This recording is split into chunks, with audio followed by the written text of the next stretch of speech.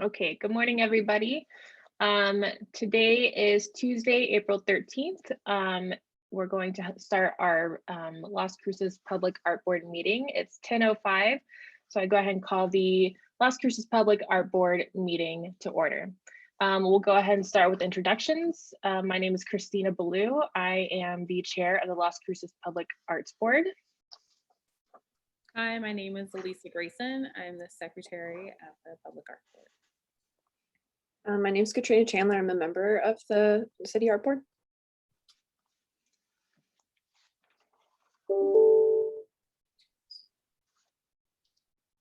I'm Greg Smith, former city councilor, current executive director of downtown, of the Doña Ana Arts Council, also board member of Downtown Las Cruces Partnership. I'm Ceci Vasconcelos. I'm the art program coordinator for the City of Las Cruces. I'm Nan Rubin. I'm the executive producer at KTAL Community Radio and a guest.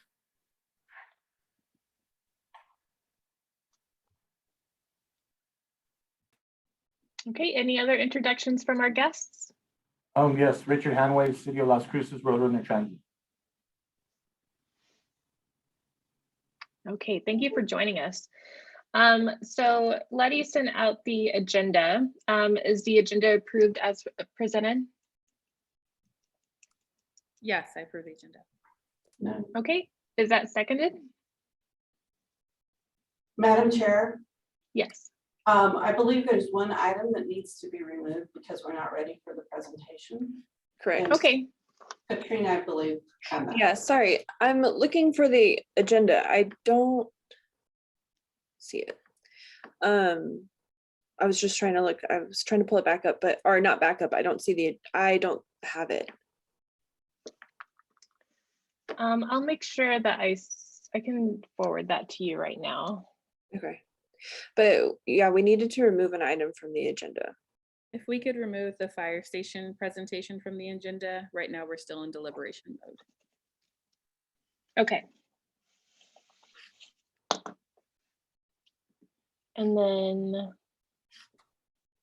yes, Letty, can you forward the agenda to Katrina Chandler? Okay. Any other changes for the agenda as presented? No, okay. Then we'll go ahead and move on to the approval of the March 9th, 2021 minutes. Is that approved as presented? Yes, those are approved. Okay, approved by Elisa. Is that seconded?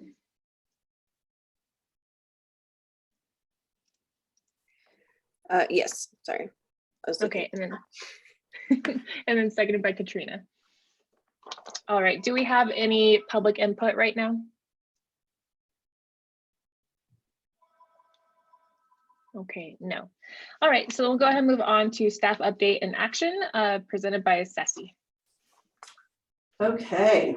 Scroll up a little bit here.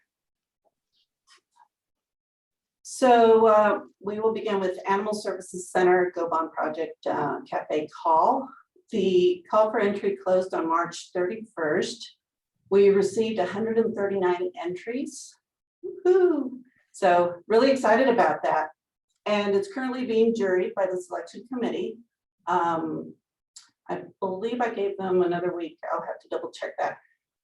So once we get the scores in, we will move on to phase 2 of the jury process. Any questions about that? None on my behalf. I did have a question. We had mentioned in our last meeting that we might stream some of those on Facebook so the public could also view. Was that still something that we were going to do? Yes, I'm definitely looking into that. We had tried to do that with the fire station presentations, but logistically it was just impossible to do because we were still, the meeting was kept to a minimal amount of people that could attend. And then we just didn't have the equipment to do it live stream. So I'd like to do that with the animal shelter, so I'm looking at different ways we can do that. And we'll come back to you with some sort of plan. Okay, great. Very excited to see all the submissions that came in, or the selection of the submissions. Right. Okay. Okay, so moving on to an update on press releases, live stream, website, and social media. Currently, I'm running an ad on Facebook and Instagram to promote followers for our accounts, to get people to follow our page and follow the Instagram account.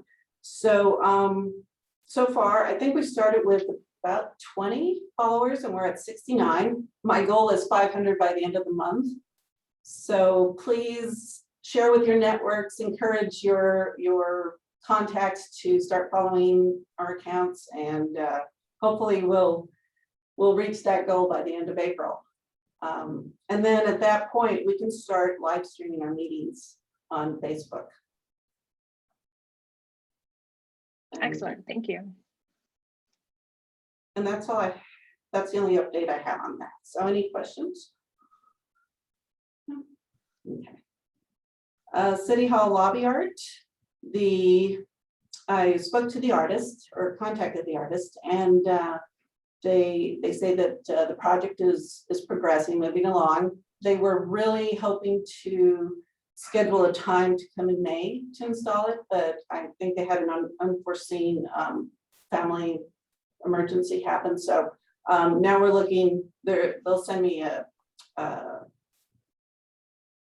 they're going to look at their calendars and send me a date when they'll be able to install. So hopefully it'll be by June. I mean, it has to be, we extended their contract till June 30th. So it has to be done by then. And hopefully before the building opens up to the public. So that's where we're at with that. Questions? Munson Senior Center, we received notification from New Mexico Arts that the contracts were signed and delivered.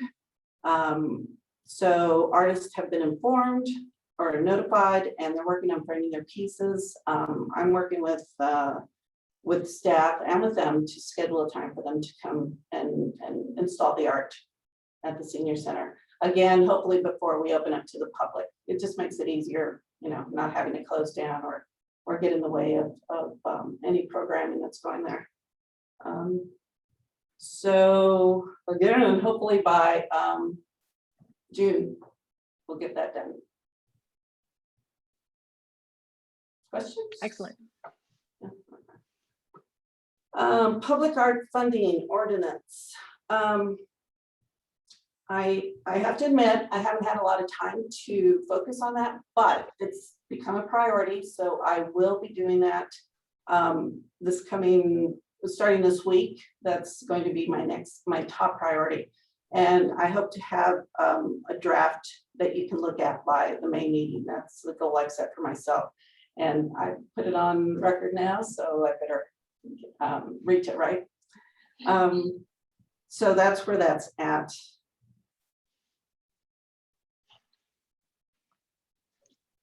Any questions on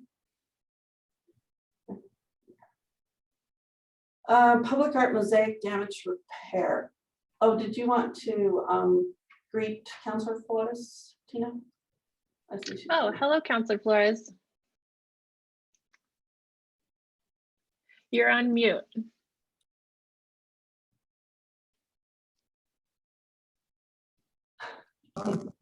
There we go.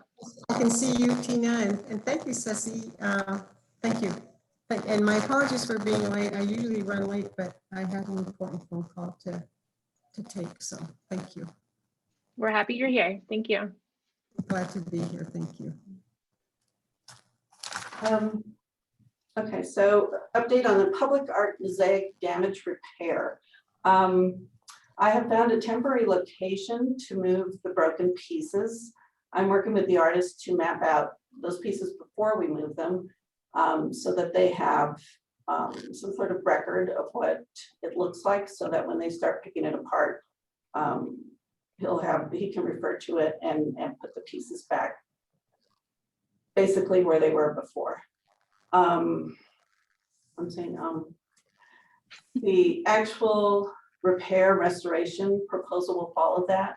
And it could take, it may take at least a year to restore this piece of art. So the plan is to move it to its temporary location, then work with the artist on his proposal for restoring it.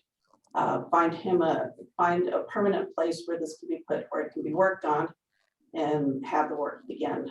So at this point, all we know is that we have a place to put it in temporarily, and that he will send us a proposal. The artist will send us a proposal telling us what the cost will be for mapping out the piece.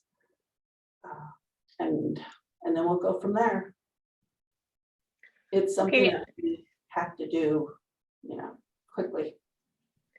Yes. I actually walked by there the other day and I was just amazed at seeing all of that, pulled out. That's something that we've kind of taken for granted, just walking on that beautiful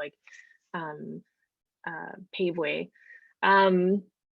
I'm just kind of curious, and so it's clear in terms of his proposal and budget, and I guess you can cover this in your budget item, but would that be coming from art board funds or would that be coming from somewhere else? That is currently coming from the public art operational funds. Okay. Gosh, I forget the name of the account right now, but yeah, it's coming from my account. Okay, thank you. Mhm. Any other questions on that? Okay. Annual plan, I found an existing annual plan that was put together by the art board, I believe, for the fiscal year of 2021. We know that a lot of that had to be put on hold and carried over. So I updated the plan and I will send it out to you by email for you to look at, because I'd like to take it or present it to council during our work session next month. So, and we can see if there's any other projects that need to be added to that, or if it looks good the way it is. So look for that to be sent to you either this coming week or next week. Excellent. Okay, so getting to budget. The current balance for public art, which is used for projects, is $108,506. And then what comes out of so the City Hall lobby art comes from a fund that's called Building Improvement Funds. We have a purchase order currently for $32,493 towards that project. We paid the artist $15,000, so there's a balance of $17,493. That half of that, I believe, will be paid once they send us photos of the progress of the project, and then we'll pay them the balance once it's installed and approved. So that's where that budget line is. We also have Refuge Repair. Refuge is the sculpture that sits at Lions Park. It's that big purple, it looks like a dome. And it needs to be repaired. The cost of that repair will be $6,000. That will come from my operational budget. La Placita Mosaic repairs I mentioned. Right now we're paying for barricades. It's running about $1,600 per month, which is, as you can see, that can drain a budget very quickly. So that is why we want to be able to move that piece and make that area smaller and use less barricades so we can bring that cost down. And that again is coming from my operational budget at this time. And that budget is purchase services, my purchase services fund. Those were the only public art budget line items that I could find. Do you have any questions, or is there anything more that you would like to have reported to you? I am, if you can kind of verify for us, so the 108,000 that we have for projects is a separate fund compared to your purchase services. And then do we have to spend that by the end of the fiscal year? No, my understanding is that will carry over. Okay. Yes, I appreciate you sharing this information. We had an executive meeting and we brought up that we would like to share our budget with each of our meetings. So we're kind of remembering and focusing that we are dealing with money and finances. So I look forward to another update again next month, but no questions from me. Are there any questions from anybody else? Yes, Madam Chair. Councilor Flores? Yes, thank you, Tina. And thank you, Ceci. As Ceci probably knows, and some of you who sit in on council meetings may know, budget for me is like talking to me in Greek. I don't speak Greek, so it's like speaking in Greek, and it's such a different universe to me. But Ceci, so you said that you have your account, and then I think you made reference to an additional account, and then there's the CAB money, which is 108,000, as Tina clarified. So my question is, do you, would CAB, City Art Board, be able to tap into those funds if, or under any circumstance? Or under a given circumstance? So, Madam Chair and Board and the Pelotas, are you asking if CAB can tap into my accounts or if I can tap into their funding? No, I think that CAB money is strictly for the discretion to use of the CAB. I mean, the City Art Board. That part, amazingly, I do understand. Aren't you proud of me? Yes. But you did make reference to your account. And then I think you made reference, yeah, and then I have here Ceci's account. And then you made reference also to your budget. And then you made reference to purchases funds. That's what I wrote down in my notes. I don't know if they're the same.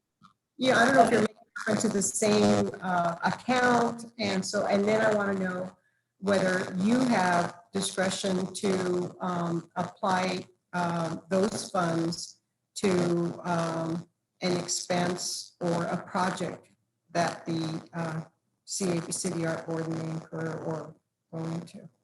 Got it. So, Councilor Flores and board members, so to clarify, when I refer to my funds, I'm talking about operational, the Las Cruces Public Art operational funding. And I take those expenses from my purchase services line, such as certain repairs and other projects that fall under public art that would not be covered by the CAB funding, the CIP money. And then the City Hall lobby art, I believe that funding was given to the City Art Board through Public Works. If I'm understanding correctly, I may need to go back to records and just confirm that. I see Susan is nodding her head, so that sounds like it's correct. And then, of course, the large amount of money is CIP funding that has to be used towards projects or capital projects. What fund? The larger fund of $108,000, the CAB money. Okay, and then my other question is this. So we have, or the CAB, City Art Board has 108,000 plus in its account. You said it doesn't have to be spent by the end of the fiscal year, it carries over. Does that have any impact on adding new funds to that, or how does that work, do you know? It does carry over. It doesn't, Affect refunding of, no, it doesn't. That is up to the discretion of us creating our budget and having it approved and going through the budget process. So it really, I mean, it's always good to spend the money to show that we need more money, but that shouldn't really affect it. okay, so for example, CAB could say within the next, before June 30, allocate that money to a specific project, which means that, right? Or would that work in terms, and you're absolutely right. The more you, it isn't that it won't carry over, but it is a question of, well, why are you asking for more money? You didn't use that 100,000 you already had there, type of thing. So would it be wise to perhaps have a project that's already planned for, even if it's not completed in fiscal year 21? And then perhaps qualify for more money or have a sound basis for asking for more money for projects in 22, 23. Excuse me, 2022, yeah, 22. So board members and Council Flores, I believe we can encumber those funds to show that we actually have them, have plans for them. I see that Susan is raising her hands and may have a comment because she has that institutional knowledge. So I will let her say her piece. Well, Council- really, one moment. Greg has been waiting patiently with his hand raised as well. Oh, so- great. I'm sorry. Yes, that's okay. And I'm sorry, thank you, Madam Chair. What I might say is that it looks like Susan might be replying to Councilor Flores's question, in which case maybe it makes sense for her to go first. I'll be happy to let her do that and then ask my question later, if that's okay. Okay, go ahead, Susan. Okay, Councilor Flores, you are exactly correct in that we need to encumber these funds in before we can ask for more money. This was money that was originally allocated to the art board while we got our funding worked out and our planning done and all those things. And this funding, the public art funding ordinance that Ceci has brought up a little while ago, that is the thing we need to get into place, or else we have to go back and just ask for a chunk sum again. And right now, you're correct. That operation, I mean, that capital budget is only for CIP type operations, so it can only be used for the purchase of art. It cannot be used for repairs or for other types of holding meetings or things like that. Great. Thank you so much, Susan. Thank you, Madam Chair, and thank you, Ceci. And so as far as I know, there are only those two pools of money that we have to keep track of. One is the operational budget that Ceci is working from, and one is our capital budget. And that's all I have to add on that one. Great. Thank you, Susan. Thank you. You're welcome. Greg, did you have a follow-up on that?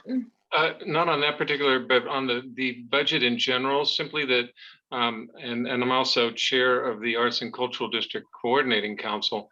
But one of the things that we had been talking about was art for the stage at Klein Park. And I believe that was $30,000 or $35,000.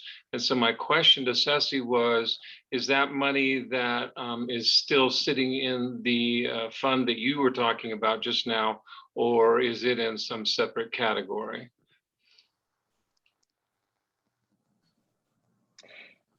The answer is, the honest answer is, I don't know. I'll have to look. I know that there was talk of that. I do not know if it was actually transferred or accounted for. Susan, again, seems to have information about that. So I defer to her. Hey, former Councilor Smith, sorry. Do you have a title now? Do we just call you Greg? Anyway, Mr. Smith. The answer is we are planning to put some funds from our capital budget into art for Klein Park. And my primary reason for being at the meeting today is to address that in a little while. We haven't set the actual amount that that's going to be, and this committee that I'm trying to put together and pull answers from or with will be giving a budget presentation to the art board, and that's when that amount of money will be discussed, and it will come out of our capital budget. But we would love to have contributions for the art from the ACD people or from businesses or local community people. So yes, we are open to taking other money to put into that Klein Park art purchase. And Thank we'll you. I get, appreciate that. yeah, we'll get back to you on that in just a little bit if you're still here at that part of the meeting. Okay, great. Thank you. Thank you. Thank you, Susan. And I believe that does it, if that's all the questions you have about the budget, that completes my portion of the update. Okay, thank you very much, Ceci. All that information is very much appreciated. Okay, so we'll go ahead and move on to discussion and action. First off, we have a presentation by Nan Rubin of KTAL discussing Las Cruces stories. So whenever you are ready, Nan. I'm ready if I can Oh, have the sorry. ability to show my little slide presentation. I'd be happy to take it away. Sorry, Nana, I fell asleep. It's quite all right. Let me know what I have to do. Hold on. You are now. Okay, you should be able to share your screen now. Now, do I hit the share screen button? Yes, All right, let's see. and then find Oh, okay. the right presentation. There we go. Great. I want to just take a minute to introduce myself. I'm Nan Rubin.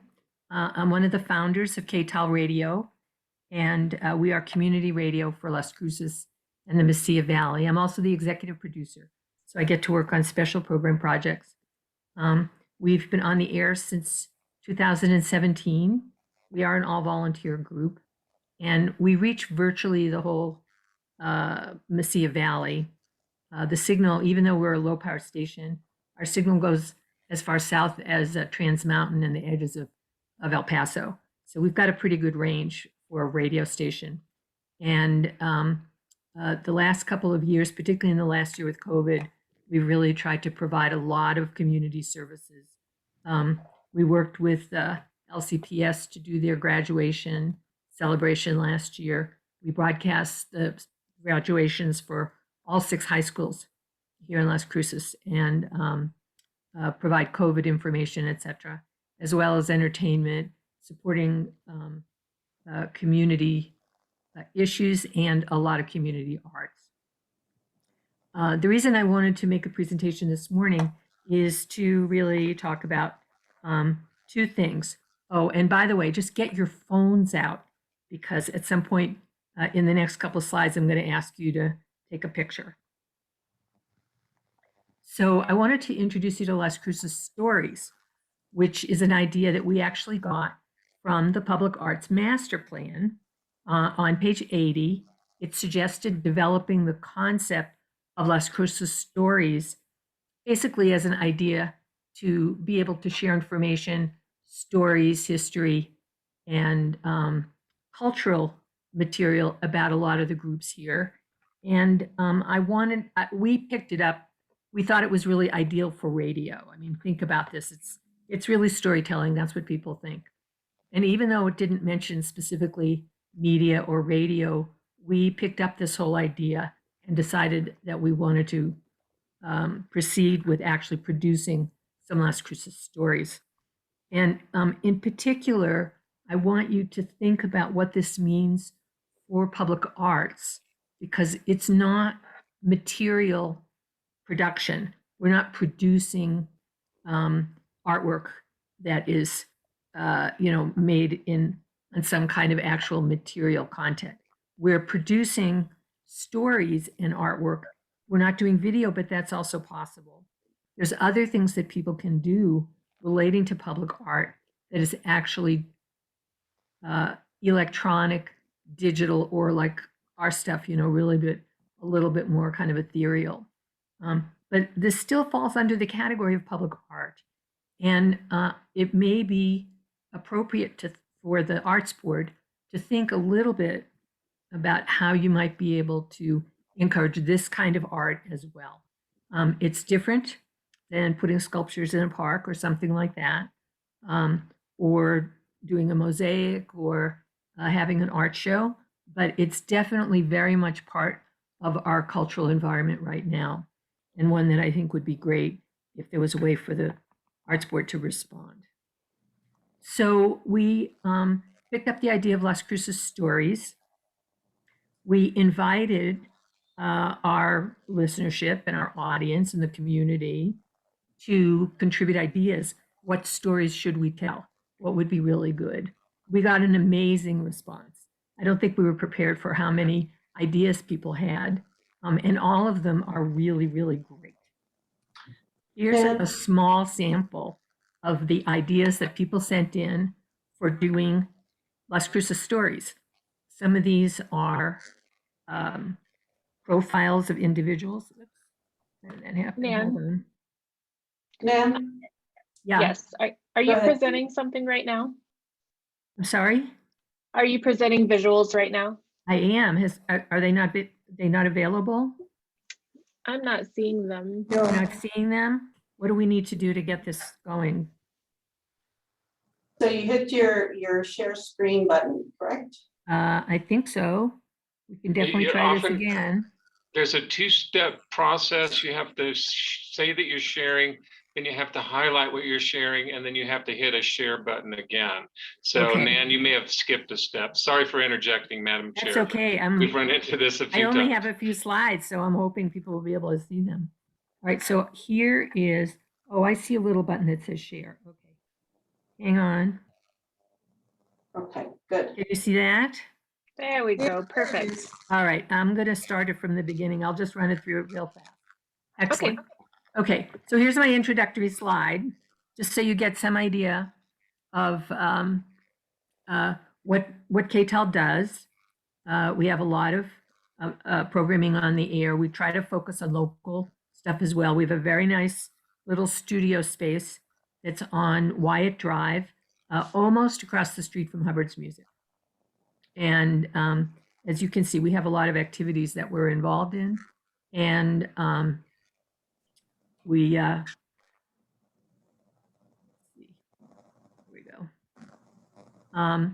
The Las Cruces Stories idea came right out of the Public Arts Master Plan.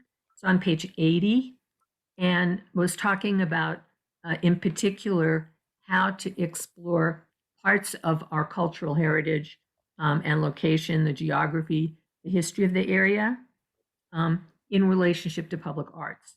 And as a radio station, we're not doing anything that's concrete or material. Our art is obviously something that's in a different format and takes a different form, but it's very public, people can enjoy it, and it's very accessible to a lot of people.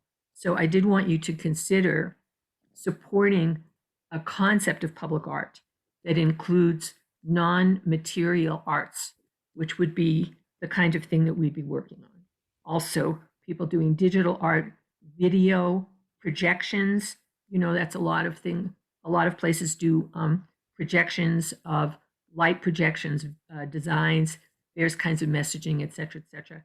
None of that is material arts, but clearly falls under the concept of public art that could be developed. So we did ask people to contribute ideas about what we would cover in terms of Las Cruces stories. Do you have a story that you can suggest? Is there a cultural object that we might look at and tell the story? Are there special events going on in town that we might want to consider telling that story? We got a tremendous response from this when we asked people for their story ideas, a lot of them very unique to the Las Cruces area, and it was very exciting. So I definitely wanted to share that screen with you. This is just a sample of the ideas that people suggested to us for of Las Cruces stories that we could tell. Some of them are ones that are more familiar to people, such as Clyde Tombaugh. I mean, who's obviously a figure who's been very important here in town. We could certainly tell his story. Or someone like Barbara Hubbard. But one of the suggestions was Elizabeth Garrett. I don't know how many of you might have heard of her. She is the daughter of Pat Garrett, Sheriff Pat Garrett, was the sheriff of Doñana County, apparently an accomplished musician, and wrote that famous song, "Oh, New Mexico," or "Oh, Beautiful New Mexico." It's the state song. That's Elizabeth Garrett. We also had someone suggested the Shalem Colony story, which was a planned community, you know, an inspirational spiritual community that's not here anymore. But we've got a road named after them. And if you go follow that road to the field, you'll see where they used to be. Also, the story of the prehistoric trackways, or the Zool Museum, or Orville Wanzer Jr. I don't know how many of you might have heard of him. He passed away just a few years ago. A lot of people here were friends with him. He taught at the university, and he conceptualized the idea of the acid Western. And we're talking about Western movies that have a context of acid as a drug, meaning, you know, psychedelics. So it's like groovy stuff. This is a local guy who actually worked in that area. What I have highlighted is Clarence Fielder. Clarence is actually the first Las Cruces story that we produced. He just passed away a few years ago. An extremely influential teacher, influential mentor and storyteller, and someone who kept the history of the African American community here in Las Cruces. His grandparents came from Texas and started one of the early African American communities here, and it really grew and was very influential. So we were very happy to work on that. So get your phones out. Here's the next thing that I want to talk about. The first Las Cruces story that we did was on Clarence Felder. And what I'd like you to do is get your phones out and scan the QR code that's there. You can let me know. Tina, let me know when you've been able to do that, or Ceci.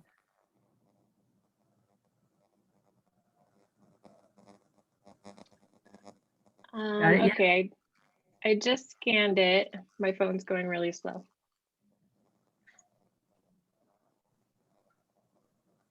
Ceci, are you too far away? Oh, no, it's on your screen. No, I was able to do it. Okay, so what did you get to? A little church. Yep. A little church, and what else? And then there's a recording underneath it. There's a recording underneath it, exactly. This QR code goes to a page on the KTAL website, and it's the demo that I did as the story for Clarence Fielder. The audio piece there, it's 5 minutes long. You don't have to listen to the whole thing. Maybe you could just start it. He is responsible in part for restoring the Phillips Chapel in the Mesquite neighborhood. The picture of the little church, that is the Phillips Chapel. And it's kind of behind the police station. So can you hear it? The audio? Oh, I didn't press play. Oh yeah, if you press, it'll play if you press play. Cruces story. Yes. Restoration of Phillips Chapel and Mr. Clarence Fielder. When completed, the segment will be about 10 minutes long. Original music by Doug Adams. Okay, that's our theme music for Las Cruces Stories. That is an original tune that was written to us by Doug Adams. He's a musician and composer here. He does a program on KTAL. So just to give you an idea, this is what we've been producing. We've got artists and musicians involved. And the QR code will take you from wherever you see the QR code directly to the page that has the audio story for Mr. Fielder. So that's the other thing I really wanted to present to you people this morning, which is the probability or the possibility of doing a project with the QR codes. And here's another thing that I'd like you to scan.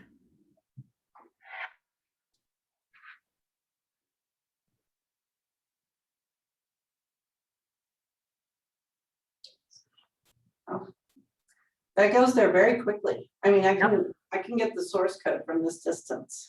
Oh, great. I wasn't sure if they were too big or too small, little QR codes. This particular QR code takes you to a project that Juneau, Alaska just launched about 2 weeks ago called Juno Voices. And I put the map up. You can't really see it very well. It's a walking tour through Juneau. They have 10 spots that the walking tour map will take you to. And at each location, they have a QR code like this, and it goes to a 2 or 3 minute story that one of the Juneau residents tells about the town. They have at least 10 voices on there. They have a few more. And it's very much like, here you're standing here, now you're all finished, turn around, walk this way, walk that way. It's very much a led walking tour. But they did these QR codes, and if you go to their website, which is this one, Our Homeland, Ha'ani, they have a page for each of the Juno Voices, and they have a QR code that goes to each page. So this is what I want to propose that we do, which is, oh yeah, I got another slide, sorry. That we do a pilot project here in Las Cruces, which would be to select some public art pieces. And I would ask the Public Art Board to be able to do the selection. I was saying 4 to 6. I don't know if we want to try any more. And to actually do a pilot project to produce audio descriptions of some of the public art that's available here, put it on a website.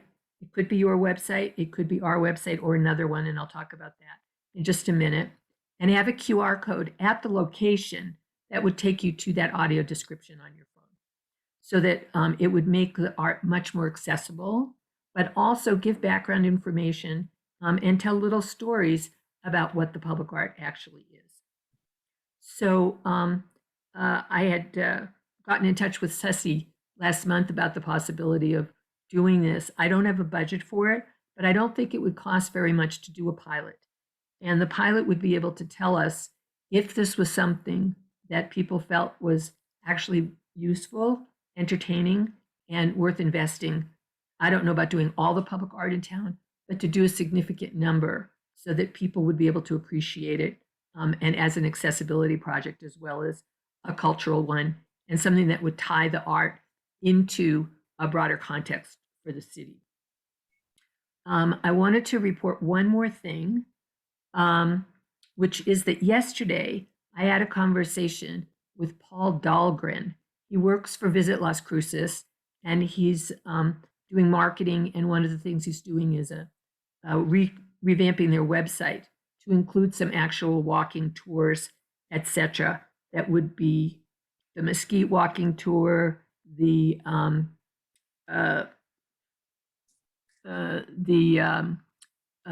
Arts and Culture District walking tour, the wine trail, a bunch of different things like that.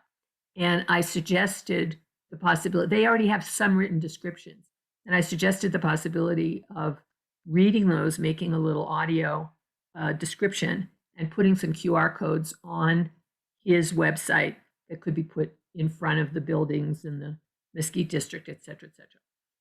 It's fairly early for them. They don't really have a process right now for how to develop these walking tours or how to develop the descriptions of the things. But it could be that that might be a place where these QR codes could live, that the audio could live on there. Or if there's going to be an inventory actually put online, like what's there now, with a picture of the artwork, that would be the best place to have the audio descriptions. That each page already has a picture of the art in the in the city, and that we could do an audio description of each one and have it linked to that through the QR codes. So that's what I wanted to let you know, that we're working in non-material art and culture. I think there's a lot of opportunity for us. The public certainly has responded, and that we can expand some of that using these QR codes, which is sort of like a no-brainer technology. It takes about 2 seconds to generate the codes, and the challenge would be to do some short descriptions of the art and figure out where in proximity to the art to put the QR codes, and then see if people will actually scan them and listen to the descriptions. And I think, if we wanted to do this, like I said, I don't have a budget. I'm certain it would be less than $5,000 to do this pilot and to get some publicity for it. No one else in New Mexico is doing anything like this. It really would be kind of a big deal. That's my last slide. I'm certainly happy to, give you more description of what I have in mind, or certainly answer any questions. Thank you so much, Nan. First off, I want to say what a cool idea. I can definitely see this collaboration with maybe some of our other projects that we're working on. But I'd like to bring it to the art board and have a discussion. So Katrina, Elisa, do you guys have any thoughts, questions, comments? Yeah, absolutely. Thank you so much for bringing this to light. I definitely appreciate it when community comes on board. I just want you to know how much I value what you brought forward today, because I think it is definitely something that can be quite instrumental towards the progression of cab space here in the city, and kind of the branding as well. I did want to bring notice to specifically our member Saul Ramirez. He is of research and development, and I noticed on there that you had interns. And so, to be clear, they would actually be in charge of that. I was using my phone to send him pictures because Saul right now is in transit. He's driving home to get to a more quiet space to log on. But what was it? But Saul is a great person to really be in contact with that. And I know that they would really be appreciative to speak further with you about this. But I mean, I absolutely love it. I just, because we just went over budget, I guess I'm kind of seeing this as something that could be of the art operational budget, Ceci. So just poking a little fun at that in that direction. But no, I greatly appreciate it. I just want to see what everybody else has to say as well. Katrina? Yeah, I really like this presentation. I'm really intrigued by the idea of like the direction of digital media and where it's going right now, which is pretty prolific. And there's a lot happening in the digital media world currently. And I feel like the more on board Las Cruces can get, the better. Because to say there's a lot really is an understatement. There are pretty big changes happening within digital media currently. And I actually work at a radio station also. So I know like the kind of vibe of having this non-material art form, which is really great. So I did kind of have a question, like, and this might not be a valid question, but I'm gonna ask it anyway. So if you're talking about some types of internships that you want to use in order to do this, like where are you thinking of sourcing that from? And are these like are you talking about some sort of paid internship, or is this like something that KTOL's doing? Like for this? I put the internship in there because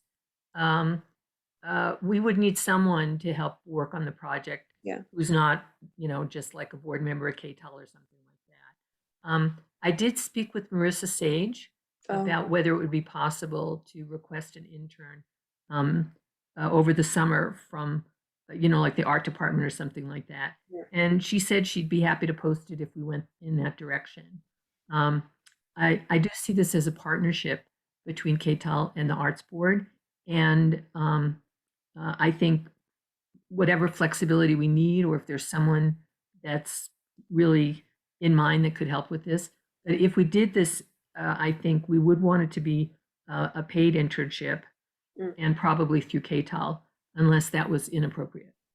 I also did want to make sure that the art board realized that you ought to pick out the pieces that we were going to use for this. Yeah. And that we could have metrics on it to see how many people scanned in the QR codes. We could have a little survey. Did this work? Do you like it? Blah, blah, blah. I mean, we really could make it a pilot to see what people think. And again, the intern was to help basically do some research on each piece, if necessary, and help write the script out, because it's just a lot of work, and I don't feel like I'm the right person to do all that. I thought an art student or a volunteer or somebody else who may be available over the summer, or I don't think we, again, if we're talking about a relatively small number of pieces to try, it's not a heavy burden in terms of doing it. We're talking about a script that wouldn't be more than 3 minutes long, probably 2.5 or 3. I mean, people's attention span is 90 seconds. I think we can do a little better than that. But I did some research before I thought about this. There is a lot of information about how to write descriptions of art. And I listened to quite a few that are done at museums. And the longest one was 6 minutes, and the shortest one was 2.5. So that's what we're talking about in terms of the audio. And KTAL, of course, would be able to record and produce and edit all that, with an intern or something like that. So we're prepared to take that on, and we're prepared to, produce the material working with you guys in terms of how this would be set up. Okay, great. I was going to say, Chantel has a presentation a little bit later about our rotating art project, which it's still kind of in the planning stage, but essentially having artwork in different locations that would be rotated every year. But to me, that seems like that there might be a good connection with that. I wouldn't want to speak for that committee because I'm sure they have their own thoughts and they're not here today.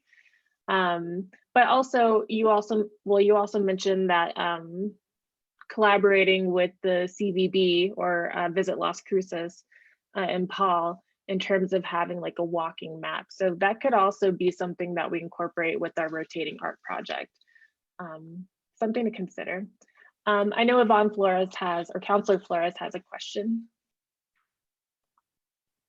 Yes, thank you. It's so nice to hear my name, because counselor is just so, it's like you're here for 4 years and you're gone, and everybody just remembers counselor. They don't remember you as a person. But thank you so much, Tina, for having this on the agenda. And thank you, Nan, so much, because what comes to mind when you say this, as you presented this, it's our oral histories that just get lost. And there's a wealth of history out there, and it's all art. Whether someone is talking about how she would get up at dawn to feed, or at the crack of dawn to go help grandma feed the chickens and collect the eggs for breakfast, that sort of thing. Those are stories that are falling by the wayside. And that's still, I think, in my generation, because I thought about my family and all the stories that have been lost, and how and how close we were to Mother Nature just a generation, or maybe 2 now, maybe 3 at this point. But just how that's gotten lost. I mean, children don't know that eggs, they come from natural grocers or Albertsons. They don't come from chickens. And there's actually a live little chicken laying an egg somewhere. So, as basic as that, and then of course, and of course, literature is art. So the oral history just is definitely the spoken word, and we need to conserve that. And I'm so glad you're doing this, Dan. And it's amazing that your research showed that New Mexico ago. This now, what I was thinking, and so far as really institutionalizing, and of course I don't know the exact parameters or limitations of the CAB, its function entirely. I think the board members and of course Susan Ferrari knows far better than I. But remember some years ago, there was a truck coming through the city and they were interviewing mother and child or parent and child, and it was a bus. And I know Angelica Rubio and her mother went, and she was encouraging me and my mom didn't want to, and now I regret it since she's passed away. But I regret not really pushing her to do it. But I think there might be funding also, Nan, to really make this, and it's wonderful that KTEL is willing to really put in all the editing and all that sort of stuff through the NEA, perhaps. I don't know who I can't remember whose program that was, that bus. It was NPR. I thought it was, yeah, I thought Yeah. it was public radio. Yeah. And I think that some of those funds might come from the NEA or some kind of Right now, we are getting initial funds to do the project is from New Mexico Arts, which is really great. Wonderful. I don't think we're quite ready to submit it to the NEA, which we're a pretty small organization and NEA has a lot of paperwork.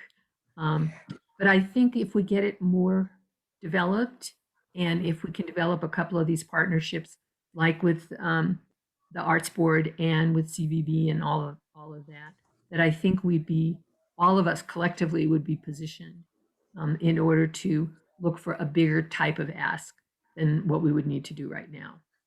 Right, but I'm just saying that we can have this can be the foundation to build upon, to expand and really institutionalize it, really set it in stone. Not literally, because it's still non-material, to really get a good foundation and make it just make it part of our lives. And I think it's wonderful that you've taken pictures of that church and pictures of different, and then there's a whole story behind it.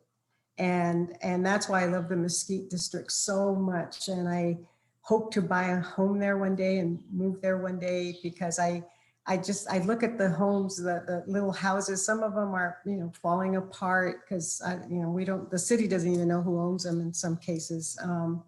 Or maybe they do, but we do know who owns them.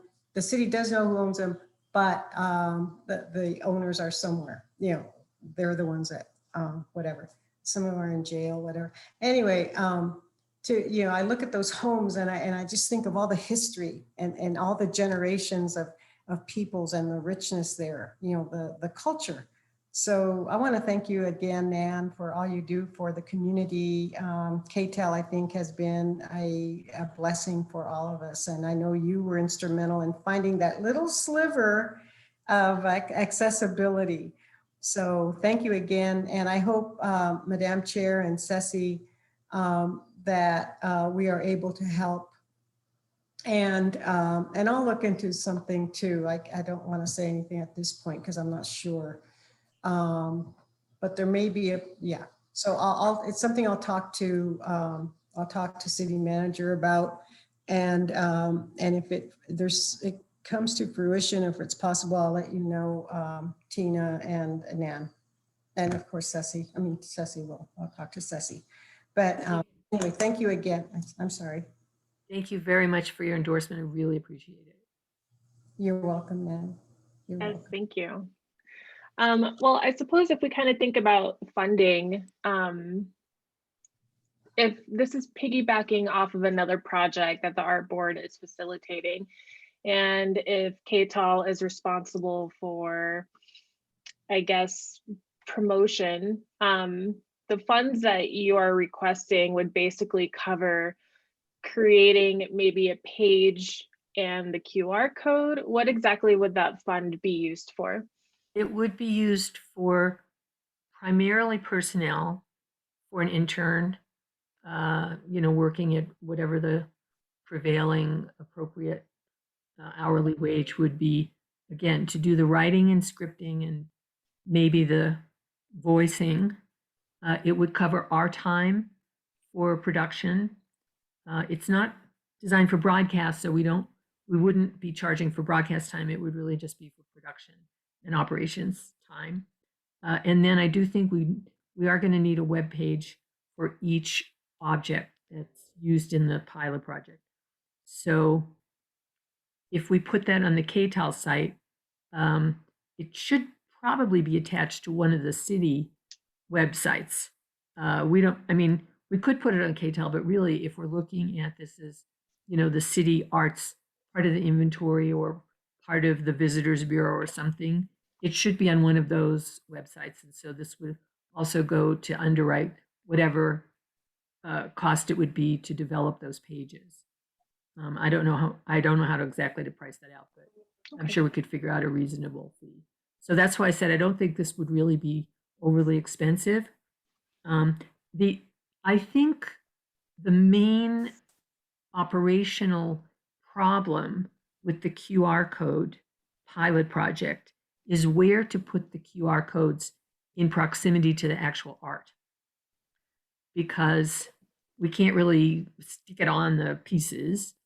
Some of the pieces are quite large, some of the murals and things. Some of the sculptures are also quite large, but the QR codes have to be somewhere nearby. And I think that's something that, I don't know if Parks and Rec would be the right place to talk to them about signage or something that would be similar to signage to put these things in proximity. Personally, I think that's the biggest issue in terms of how this pilot project would work. Yes, thank you. And again, that was kind of my thinking, is connecting our rotating art project. And from what I understand, that might be prints of artwork. And if that is a direction that we decide to go, then we can include the QR code on the print of the artwork that's going to be installed on the, last time I checked, possibly the bus stops. So I think that would be easy to kind of figure out whichever direction we end up going, whether that is used for the rotating art project or something else. Or both. I mean, again, I'm thinking about this as a pilot project. We could apply it to several different kinds of things and see how it works. Yeah. Okay, and then I guess also my next question would be if Visit Las Cruces, if this is a collaboration between the city, Visit Las Cruces, and then with you guys. I'm not exactly sure what the logistics would be, but if they're putting it on their website, would CAB be responsible for that funding to put it on? This might be a Ceci question. Yeah, from what I understand from my conversation yesterday with Paul Dahlgren, who's, I think, really doing marketing and some of the web stuff, but he doesn't do any of the planning or decision making. I actually think that would be something that needs a discussion. Ceci probably needs to talk to someone over there, and also Greg might be involved, because if the ACD is included in some fashion, I think, again, I think that needs to be worked out as between different city agencies. I am in no position to be able to say where it should live. I mean, it doesn't matter to me. It could live in a couple places, but I think it would be really good for us to know that, say we want to put it on the Visit Las Cruces site, then of course that would be their responsibility, but we would provide them with the content for the webpage. And I think that needs to be worked out with them. My impression from Paul is that there's been some reorganization, and you guys are under quality of life, but I think they're under the assistant city manager. I'm not sure. And they hadn't really looked at what they were really going to do with this app that they got, that's kind of an app for mapping walking tours. They basically took some material from the old website and they ported it over to the new one, but it isn't like anyone's actually there saying, like, how do we update these websites? How do we make sure that the walking tours are really useful? how do we make sure that the descriptions that are on the website are up to date, all that kind of stuff. They haven't done any of that. And it sounded like they needed a process for being able to assess what was going to go on that website. And it could include an art tour or something like that. But I think it really needs to be a negotiation between you two in terms of who wants to do what and how it's going to work. I looked at what they had online, and it's public. You can take a look at it. They have 2 walking tours that are up there. One is the Alameda Depot District, and one is the Mesquite Residential District. And both of them need a lot of work. And Paul had no idea who was responsible for even doing that. I just meant editing and checking out the websites. Like the Alameda Depot walking tour starts at the Railroad Museum, but no one's going to really start there. You know, they're going to start in another part of town. So it's just that kind of thing. They don't have anybody over there right now who's actually thinking about it. So that's actually a collaboration I think they need. And I did talk to Greg because there's no walking tour of the Arts and Culture District. And they didn't have one to port over from the old website. But obviously that's a priority for a new walking tour that really should be there. Because right now, if you go to their website, the Rio Grande Theater is not on it. The Amador Hotel is not on it. None of those buildings in the downtown area are part of a walking tour. So the whole package needs to be picked up by somebody or by some group and worked on. And if we're going to be thinking about it, tourists coming into town starting this summer, it would be really good if some of that could be spiffed up and fixed up so it's really going to be attractive for people. Okay, great. Greg Smith has a question.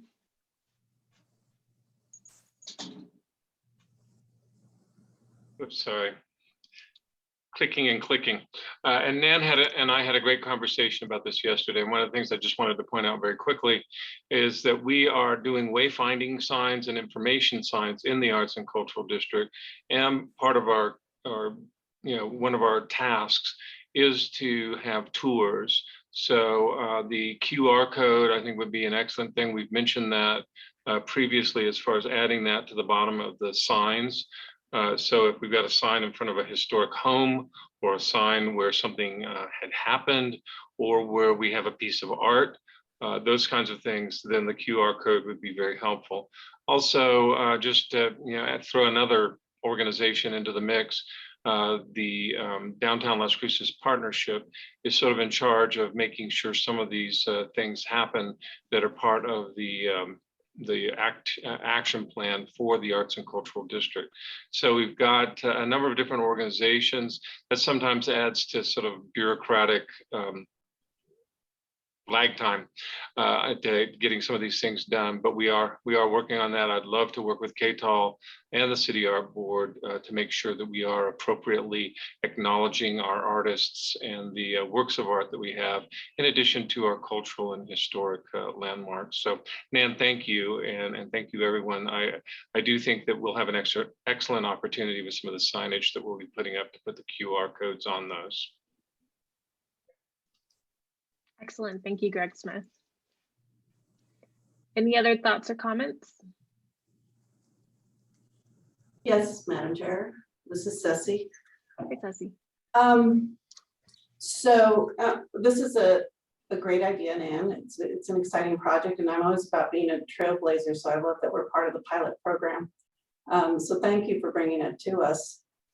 My initial thoughts are, if we're following our master plan and this project falls within what the Las Cruces Public Art Program scope of work is, then we should definitely take a lead role in this, take ownership of the project in terms of, and especially if we're contributing funding, in terms of what the content is and how it's produced, but not like actually going into the studio and producing it, but just making sure that it's accurate and it's going in the right direction. and really focusing on public art.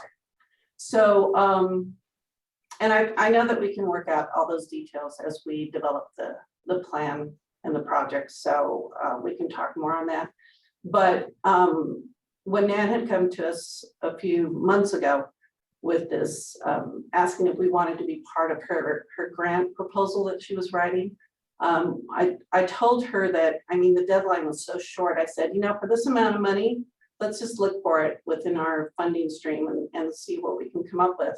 So I'm confident if the board approves the project that we can probably find the funding. So that's it. Thank you, Ceci. So I guess for the board, you guys have some consideration. My two thoughts are we can make a motion and set aside some funding and figure out how this project can progress, or we could spend some time this month kind of figuring out how much it would cost for the website, you know, really have a solid budget plan and then present that next meeting and then vote then. So those are kind of my two thoughts on how we can approach this. And maybe even next meeting, we can invite Paul and, you know, figure out what that would look like, collaborating with them as well. Yes, so board, more discussion? Yeah, the second option is definitely what I was thinking there, because I know personally working in CIP before, and those signs, markers and all that jazz, I mean, the minimum can be about 3,000 without digital attached to it. So I think it'd be great to kind of look at it as a whole, since per the suggestion of Ceci, CAB taking more ownership of it. I think it's just in the best interest. That way we make sure that, yeah, it's pilot, but I'd really like for it to launch in the best type of way. I agree. I was going to say, I agree with the second approach. I think for the exact same reasons, the fact that signage could be expensive, or considering if this is in collaboration with like the rotating art piece, or, but if it, I do really like that prospect of it being some sort of pilot project, but I want to make sure that we're like thinking critically about it prior to launching it. And then that way, if it is successful, that we're more aptly prepared in order to do that. Excellent. Okay. So, Nan, I guess what I would like to do is to invite you to our next meeting. We'll help you kind of crunch the numbers and figure out how we can provide some support and funding. Does that sound okay to you? It sounds great. And I just want to say that I'm really pleased that Ceci wants you guys to like be the lead on this. I really think it's going to be significant. And I think we can get some publicity out of it, but I also think it'll make a difference just in terms of people's appreciation for what you're doing. So thank you so much. Thank you. We really appreciate you being here today and presenting this to us, and we're excited to collaborate with you. Ceci, I'll go ahead and send you the last slide, which has basically the outline for what I thought was going to be needed to pull it together, just to, you know, as like a starter. Okay, sounds good. Thank you so much for inviting me. Okay, thank you, Nan. All right, we'll go ahead and move on to our next presentation. So this is going to be the Transit Mural Project with Richard Hanway. Hi, Richard.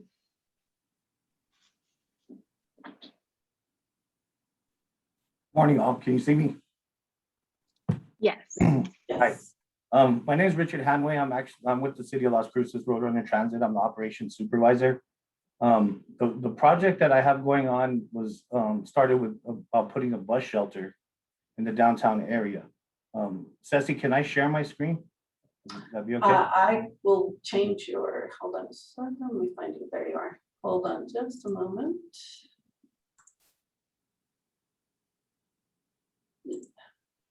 There, you should be able to do it now.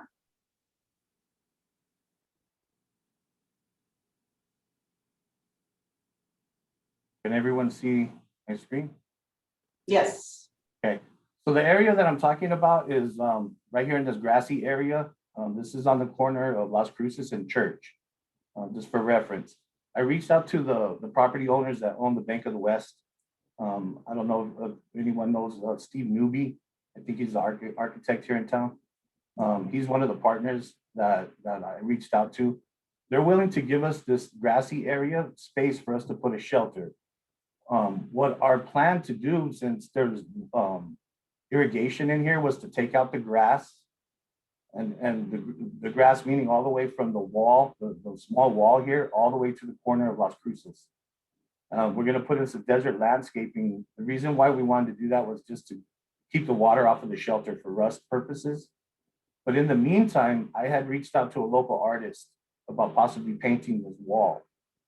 And what I had written, I had talked to Rebecca Slaughter in Quality of Life, the Assistant Deputy Director, and she had asked me to go ahead and bring this to the art board's attention, what our plans were to do as far as the landscaping and possibly painting this wall. So again, I reached out to a local artist. It was somebody that I know.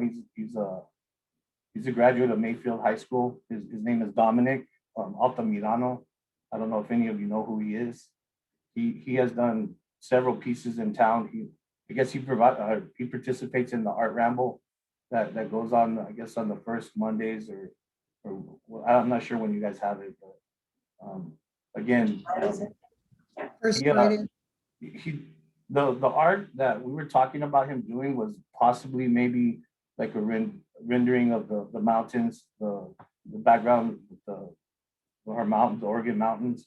Maybe put like a Roadrunner mural on there, since we're Roadrunner Transit, something small like that. Again, I wanted to show you the area first because I wanted your opinion on, since it is downtown and it's going to be seen by a lot of people. This is the opposite area. I don't know if you can see this plaza where it's cut out on the corner right here, and the wall as it runs along. So the city owns this little corner right here, and I wasn't going to put any other landscaping. I was just going to have him do the painting on the wall that faces Church Street. But at the same time, this might be a good opportunity to possibly have some other public art. Maybe, you know, something made out of metal or something like that that people wanted to display in this area. So he's going to give us the right of way for where all this grass is. I have a meeting with the group tomorrow about whether or not the city wants to actually, as part of the right of way, take the wall. It's my understanding, Ceci said that if the right of way, if that wall is still part of their right of way, then it wouldn't be considered public art. So I'm kind of just wanting to get your all's opinion on how I should approach this. Like I said, the artist that I chose, I know him, I knew his father. So he was just somebody that I reached out to, thinking that we could get this done. I thought he was going to possibly do it for free. I was told that I could pay him to do the mural, but I'm not in the art business. So I just wanted to kind of share with you what a shelter would look like. It's a standard shelter that would be in that area. This is actually off of Main Street that I took a picture of. But this is some of the art that he's done here in town. As you can see it, I mean, this is a big piece, and I'm sure he's not going to be able to do something like that on the wall, but he did this piece as well. Cool. This is a picture of Marilyn Monroe with, I guess, his perception of what she would be.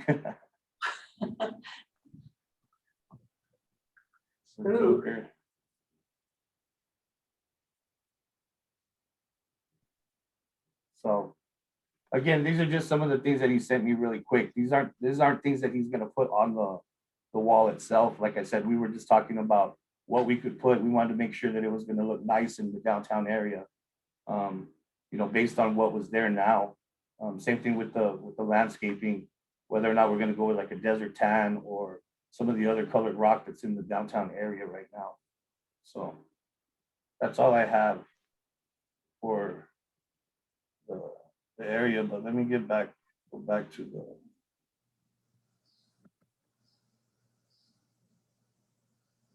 Thank you so much for sharing this with us. I do have a couple of questions. So you're looking just to have that wall hopefully painted, and are you looking for, we did mention that we could possibly use that space for a sculpture or something else.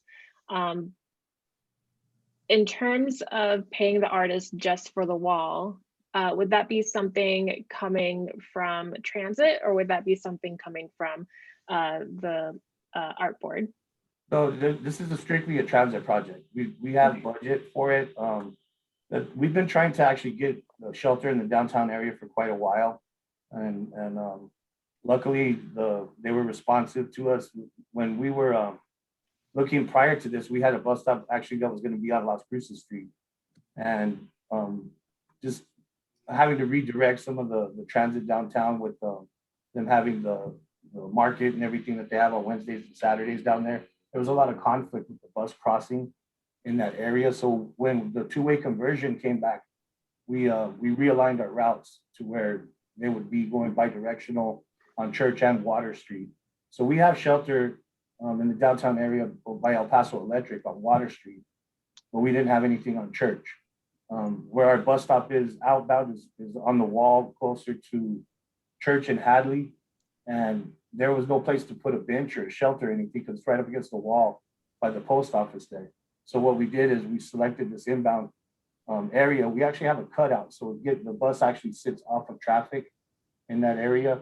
So it'll be a nice place. Plus it actually is real close to the plaza. So when, post-COVID area, when people start going back downtown and everything, we'll have a nice place for somebody to wait for the bus and with some shade and everything. Okay, great. Councilor Flores or Yvonne Flores? Oh, excuse me for just a second, Councilor Flores. Richard, do you want to stop sharing your screen? I can do that for you. Yeah, go ahead. I don't know what I did, so. There I we have too go. many screens. Now we can see you. Yeah, this is the Fire Academy from 2016, by the way. Well, thank you so much. Thank you, Madam Chair, and thank you, Mr. Hanway. I think it's fantastic. I just have a question though. And this is something for the cab to determine, I don't know, but, and I, as a counselor, we always talk about procurement issues, and I don't know if, I don't know if there has to be a call. I think it's a call for an artist. I think that's a correct word. And so that issue about this particular artist doing any kind of work. I don't know if it is an issue, so please forgive my ignorance, but I just thought I'd ask. Do you know anything about that, Tina or Susan or Ceci, about that? Yeah, it looks like Susan has a thought on it, so maybe she might be able to help. Thank you. Okay, from listening to this, it appears to me that this wall is in fact on private property, and the transit people have gotten permission from that private property business to put a painting there. Transit has the budget to pay for it, and so the only ask that they're coming to the art board is to approve the design concept. And I believe that they've described it in such a way that you could probably vote on that. Thank you, Susan. That's a very happy answer. That's what I was hoping for. But and then thank you so much for this, Richard. I think it's absolutely wonderful that you've gone to taking pictures and showing them to us. And I personally like the work of Dominic Altamirano. I do have one observation to make, however. There's this the painting with the saguaro, the cactus. That grows in the Sonoran desert, not in the Chihuahuan. So tell me, he has to go in there and re-edit it or whatever.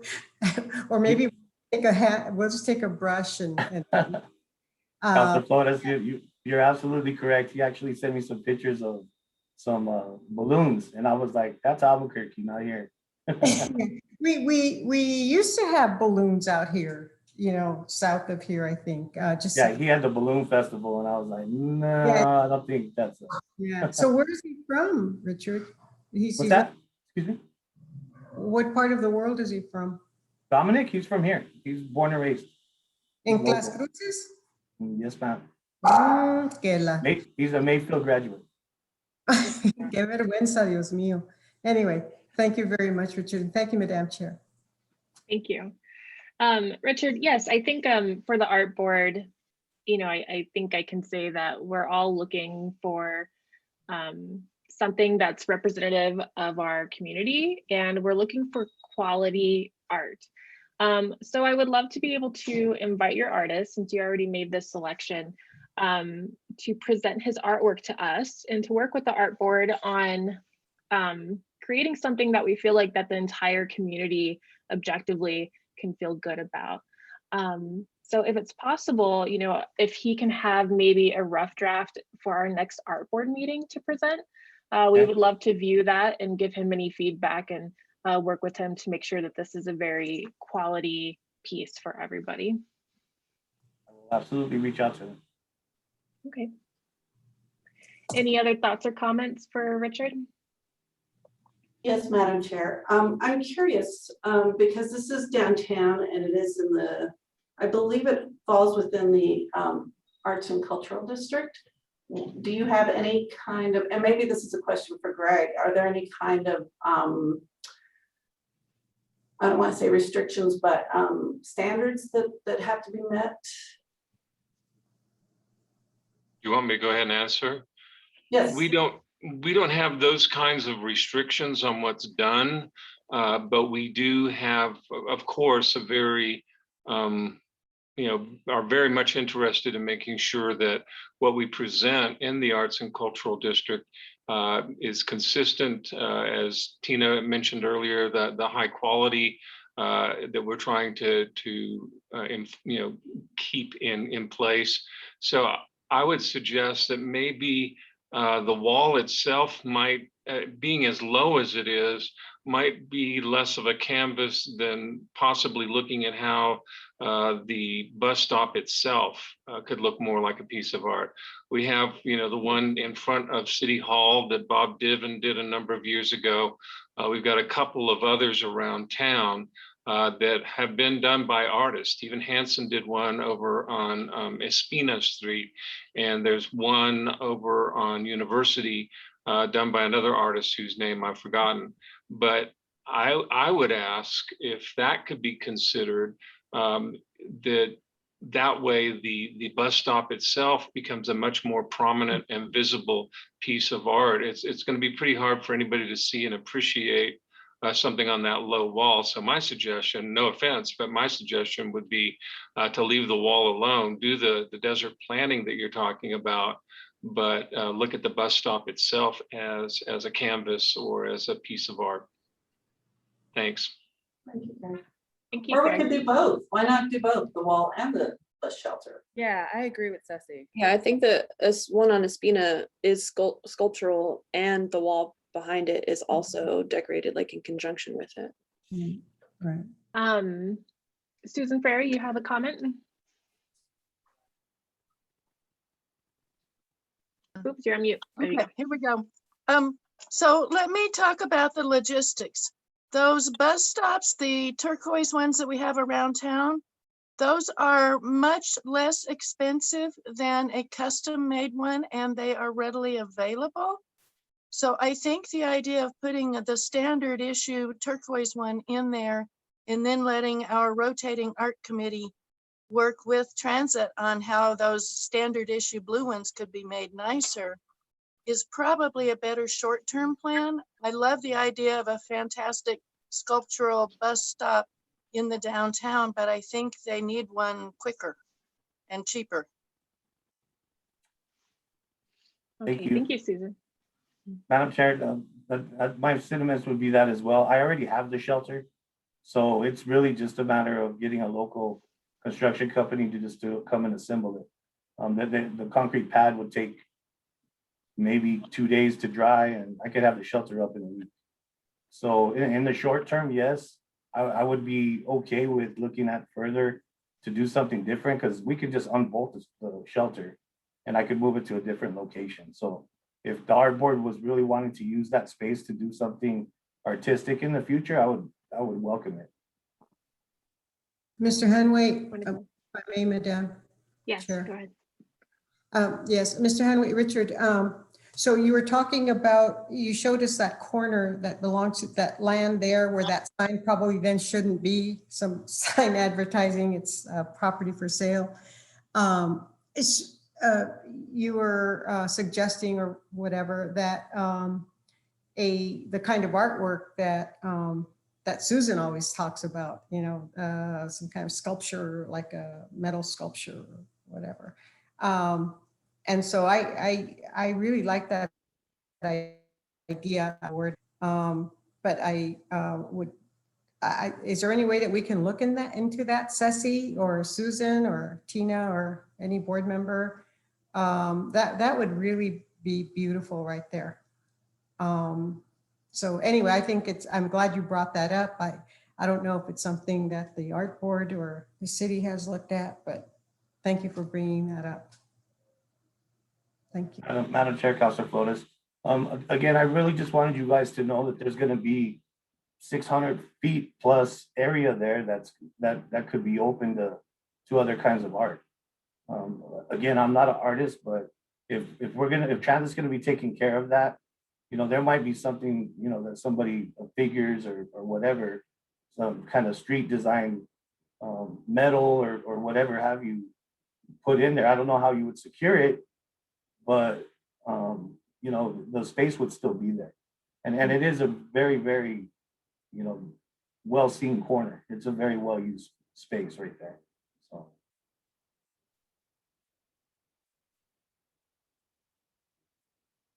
Yeah, you're muted. Thank you. Thank you for that, Richard. Saul has a comment. So I do think, like, I guess this brings something interesting up about like the sculptural pieces, like making a sculptural bus, and then we have the rotating bus pieces that we also want to be doing on basically on these little shelters, right? And so the city already, I think, owns 2 bus stops that are like sculpturally made. I think there's one on Espina, then there's one on University by the Waterburger. And they're pretty nice. I think they're okay. I think like that's an interesting idea, especially because that street is very, very visible. But yeah, I guess like I wonder like how that works. Maybe like if there's any aspect of like the rotating art project, I guess that has to get involved with thinking about these other structural possibilities for bus stops, essentially, because I also do think there's a lot of places in town that need those shelters because, you know, it's like hot and sunny and people stand under those bus stops for a long time. And so like I just wonder like what other like I guess possibilities there are for that, you know. I guess especially since essentially the rotating art project is also essentially going to be a collaboration with the transit. Yes, thank you, Saul. I think within your committee in this kind of pre-selection phase of the rotating art project, I think there's a lot for you and Chantel to kind of consider, especially how this is going to activate those spaces. So a lot for you to think about. Yeah, so I guess I'm wondering. Yeah, a lot. Yeah, I guess I'm wondering, like, us as the art board, like, what is our, I guess, yeah, like our role in staying in touch with, or like staying, yeah, like working with, like how direct are we going to be working with transit on these kinds of projects too? I'm not sure. I guess I was looking at our codes and stuff, are the trying to like get a grasp on what yeah, I guess on our limitations. I'm still a little confused about that. Sorry, that was a little confusing there, but yeah, I hope that kind of makes sense. Yes, I think in terms of this project, so if Richard decides to continue with having that mural painted, and it's on private property, so they've already given him that go ahead, transit would be responsible for that. Now, if we're doing other public art purchasing, such as sculptures, things like that, that would be on public property, then that would be officially a CAB selection process. I believe that's Yes, correct. okay. Actually, yes, okay. Actually, that clarifies it a little. Okay. So I think, yeah, a lot for you to consider, Richard. If you decide to continue with the mural, yes, I would love to be able to have your artist meet with us.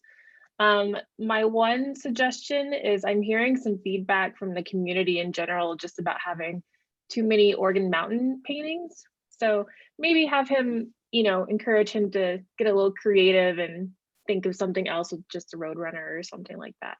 So that would be kind of my 2 cents on that. Okay, Madam Chair. I'm actually open to ideas to give him. I like the way he did that enchantment, and he like built in different adobe houses in the lettering and stuff like that. Now, if he did Land of Enchantment, it might cover that wall a little bit better. But again, I didn't want it to be too crowded, or too cluttery. You know what I mean? Because like I said, it's a nice space in that area. I wish the wall was a little bit bigger. But at the same time, right now, part of the agreement that I have with them to do the landscaping is that I was gonna have to paint the wall, and if I was just gonna paint it white and leave it like that, I figured it would look dull. So that's the reason why I suggested to put some kind of mural or something on there. But I had even suggested maybe doing a rendering of like 1920 Las Cruces downtown. You know what I mean? And putting that there where they have the church and everything on Church Street right there. So, I mean, like I said, I'm not an artist. I just was throwing out ideas. So, I love the idea of a rendering of something from the past. And I think Greg would also appreciate that with the ACD and the historical mesquite district and all that stuff they're up to. okay. On another note, I know that Ms. Yazi had reached out to me, and I emailed her back in regards to the bus stop project that was being thrown around, I guess.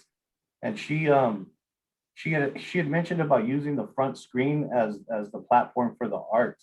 And I let her know that there are components to the bus shelters that we have that actually has an advertising board that could be added to one of the walls.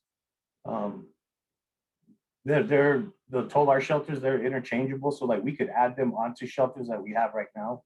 But I think we need to be careful about the codes and stuff like that, and the advertising, because there has been stuff in the past where they had benches that people were using for advertisement and they just abandoned them. So there might be some restrictions there as far as advertising. So just keep that in mind. Perfect. Yeah, that's good to know. And I think I'm not sure if we'll have time, but she did prepare a presentation. So kind of moving on to the rotating art project. I think that the boards that you're speaking of would probably just have artwork printed on it, and then maybe the artist name, and then if we work with maybe that QR code, and then we would alternate that every year. I think that was kind of the plan that was going. Is that doable? From our perspective, absolutely. I would love to have it. Okay, great. All right, so I think I appreciate your time here today, Richard. We're going to go ahead and move on to our next item. So we have about 17 minutes left. And Susan, the next task was Klein Park. Do you have enough time to give us updates on this? I felt like I recall that we had to put something up for a vote today. Would it be best to give you more time maybe next month? How would you like to proceed? I can give you guys probably an update in 5, maybe 10 minutes with questions and discussion. I think we can roll pretty fast. I sent a draft email around to everyone on the art board that I currently know the names and emails for. And it's pretty much covers information about where we are on the process. But in case everyone hasn't read it and to get it on the record, let me discuss it briefly. This committee is really looking at the art board, the Klein Art Project as a community-sized project. And we have one idea on the table, which is to work on just doing something to the bandstand. But we did some preliminary site visits with the members of the art board committee. And we walked around and we've identified, I would say 6 to 8 other locations at that park that have the potential for art and maybe might be preferred or might have equal preference but lower cost among the neighborhood. So we're really looking at this Klein Park art project as a way to break it down into community-sized art pieces. One of the things that's driving my thinking is that the bandstand still has quite a lot of work that's going to be needed. And I have a whole lot of bullet points on that. I'm not going to refer all those right now. I'll give them to you in writing in the future. But there are a lot of other locations there that are quite lovely and could fit smaller art pieces in that we could then do calls for art within the community. In New Mexico Art World, the New Mexico Arts, the state organization, they consider everything between 1,000 to 20,000 to be small art purchases. And so that's kind of the scale of art purchases that I'm looking at being the alternative to doing one big job over on the bandstand, would be possibly several smaller ones around the community. So enough on the type of art. The process, I've got a committee of, I think, about 5 to 6 people who will be working together. And that's myself, 2 members of the art board, and David Chavez, and a member of the local indigenous Piro Manso tribe. Frida Flores is the one I'm hoping to recruit. And she's a well-known local volunteer, and she's the lieutenant governor of the tribe. And she's very good at this type of thing. So I'm hoping we'll get her on our actual committee. We cannot ask the young man who spoke to us a couple of months ago to give us any more information, because he has indicated that he would like to apply to be one of the artists, and we can't work with him now and then let him apply later. That would be giving him a bias. So we'd have to reach out to the local community by not including him in the conversation. He can't be the one who introduces us to people. So short version is we want to get the community input from the elders and the actual neighbors to the park, the ones who are going to be seeing this on their daily lifespan. We want to get that, and we also want to hear from all the staff. That's going to be the building people and the parks and rec people, maybe the streets people. We want to hear from all of them, their concerns, their knowledge of any limitations or problems or restrictions that we might be going to run into. I find it's always good to talk to those subject matter experts early in the game and get their input. And then when we go out into the community, we'll know what questions to ask, and we'll know how to phrase those questions so that the community is aware of the restrictions we need to work within. So that's where I'm at. I have a draft email ready to send out to a larger community group of people who are going to want, as soon as they hear we're doing something, they're going to have a lot of questions. So I want to let the Parks and Rec people know, the city building people, the CDs, the ACD people, the historic group, all of the various parties that are involved need to be on the mailing list, and they will be given lots of opportunity to give input, but they don't necessarily have to participate at the actual committee level. I think I'm separated. I want the committee to stay small and the group we keep informed to be large. That's it for me. Comments, discussions, questions? Thank you for that. I don't have any questions right now. Elisa, do you have your hand up? Yeah, I just had an ask. No, when did you say surveying the community? Yes, Like for surveying? I think one possible way that it might be done would be to put little door tags on the actual neighborhood to let them know that at certain times we might have a table and a couple of chairs over in the park, and they would be invited to come over and give us their input at the personal level. And they could point to things and indicate what they want, or they could send us an email or a mailed in letter. But I really want to be sitting there at a table and invite them to come and speak. I think that's a far more personal way to get the information over. Yeah, no, I just wanted to clarify before I go any further. When I met with Saul, we created a 30-60-90 plan for research and development, and that was a component of what we wanted to do. So I was just offering manpower. Excellent. We'd love to double check that to like partner, you know, that way we can get some of this stuff off and then also help at the same time. So that's just what I wanted to offer. Well, that is excellent. And I think that cross committee working together prospect, which is what you're saying there, is perfect. And I also see that what we're doing this time is we're still setting up prototypes. Everything we do is still the first time. So doing this with all of us eyes on, hands on, and making it a quality effort is going to make not just this neighborhood feel better, but the professionalism of this group and the ability to go further out into more neighborhoods easier, because there'll be something to build on. Yes, absolutely. And I hope to see the communications as well, interacting to get some of this maybe on social media. So yes, yes, yes, yes. All right. Thank you so much, Susan Frary.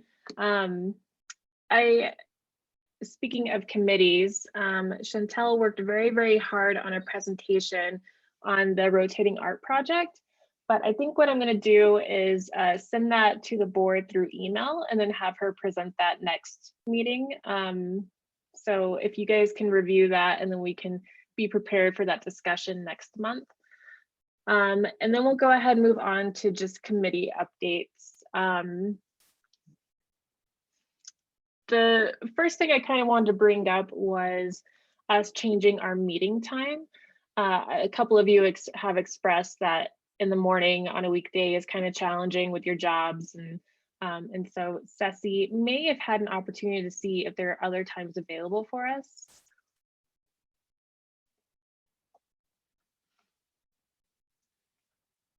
Oh, you're on mute.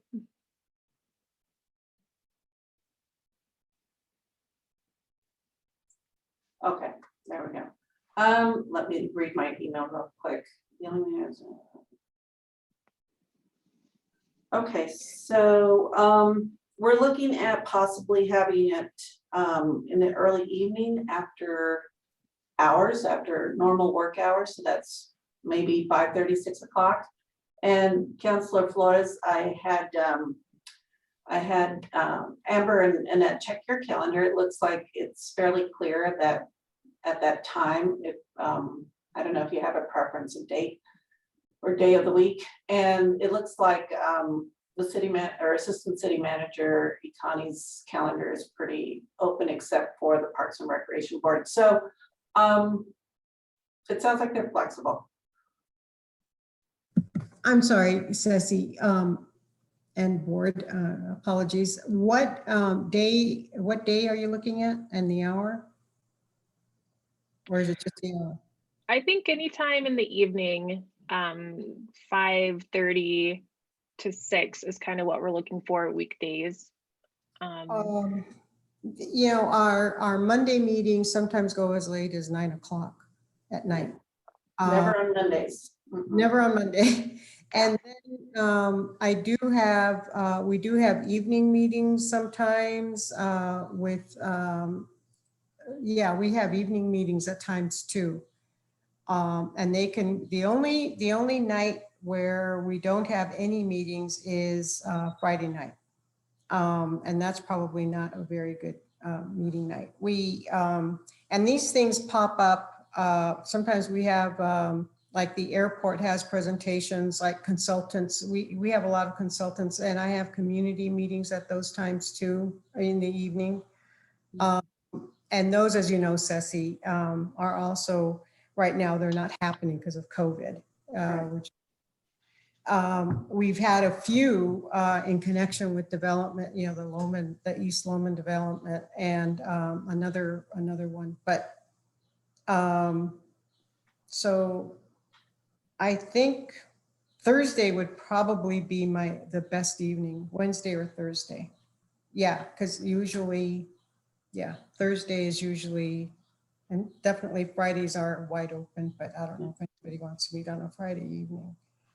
Okay, And, thank you. and You. Chair and board, Wednesdays we try to avoid because it is church night for some people. And Thursday is great. I mean, it's only once a month. This could be a standing meeting that community engagement can work around to do district meetings, counselor. So, which we've done before. So, so just putting that out there. Thank you. Elisa? Yeah, I was, oh, let me lower my hand before I forget. No, I was gonna say that too. When Councilwoman Flores was speaking, I was gonna say it at the same time as her. Friday is usually when we don't. Monday, no. Wednesday, no. Thursday, whoa. Tuesday, why, as I call it. But again, what Ceci was saying is that it is once a month, and the reason for doing this, the purpose for doing this, is so that we can build more as far as membership here. And so if Friday was going to be back on the table, I'm not opposed to that. I was just going to say that maybe if it was, since these do typically, 2 hours, maybe a 4 o'clock or 4:30 time frame is what it could start as. That way it doesn't go so late into the Friday, that's 6 o'clock.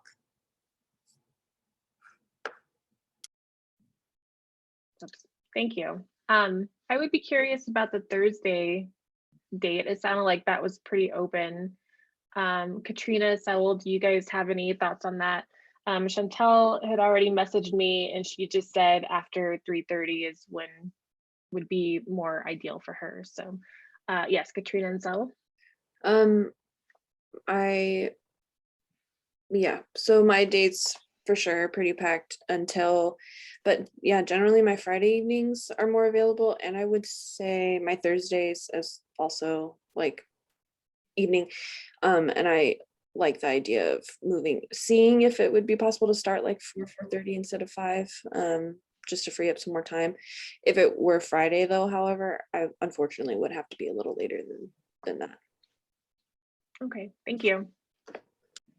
Yeah, for me on my schedule, I would just have to update. I'll have to just update it at I guess put it out at my job that on certain days I can just try to get out or try to be out earlier or whatever. Usually by 5 I will be out. That is or by 5:30 I will be out from my shift. So for me the evenings usually work on any day because yeah, my job doesn't usually have me stay later than 6 at the latest usually. Okay, great. Ceci, would a 4:30 time be okay? Mhm. Okay. I'm very flexible right now, so yes.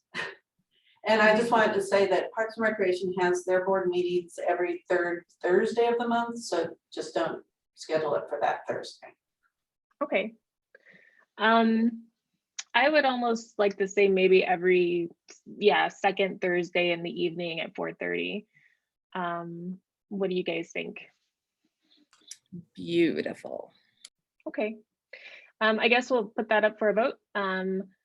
I motion to move that we change our board meeting from every second Tuesday at 10 a.m. to every second Thursday at 4:30 a.m. Madam All in Chair, favor? Oh yes, Yvonne? you're out of order. You can't make a motion. You can ask for a motion and you can second it, but you can't make a motion. Oh, I thought if it was under 12 people on a Oh. board, Well, then I'm totally wrong if that's. I don't know. I've been wrong. Okay, we can let somebody else make the motion. They can just say so moved and then you can second it. We can. Okay. And we have Chantel's schedule, right? I just didn't know if we need to table it. No, she said anytime after 3:30 on the weekdays.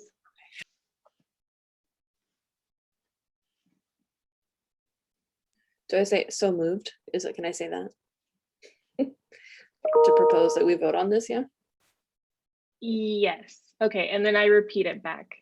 So, okay, Katrina is motioning to move that we change our meeting date from Tuesday at 10 a.m. to every second Thursday at 4:30 p.m. Right? Okay. Correct. All in favor, raise your hand. Okay. All all is in favor. Did I do that right? I think we recovered. Okay.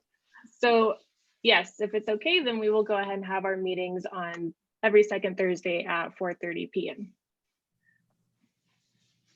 So Madam Chair, do you need to let the city clerk know that? Probably.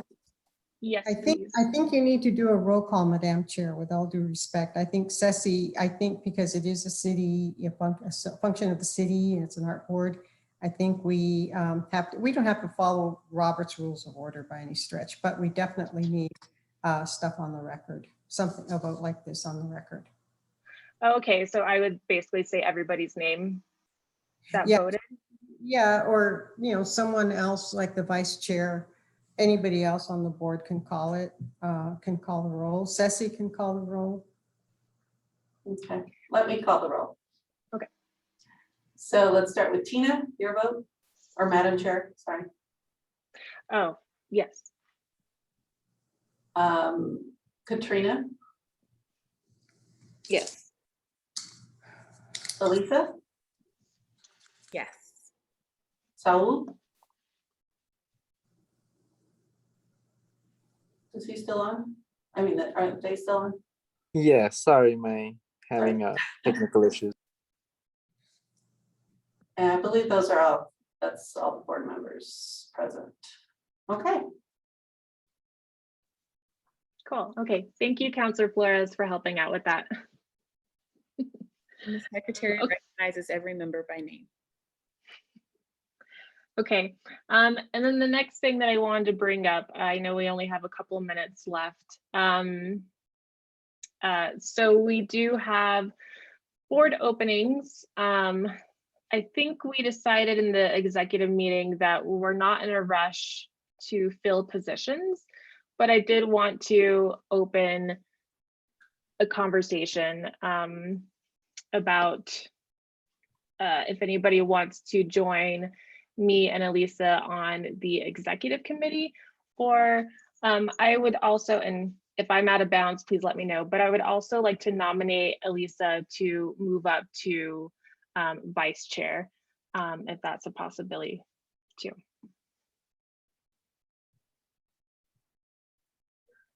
Any thoughts or discussion on that?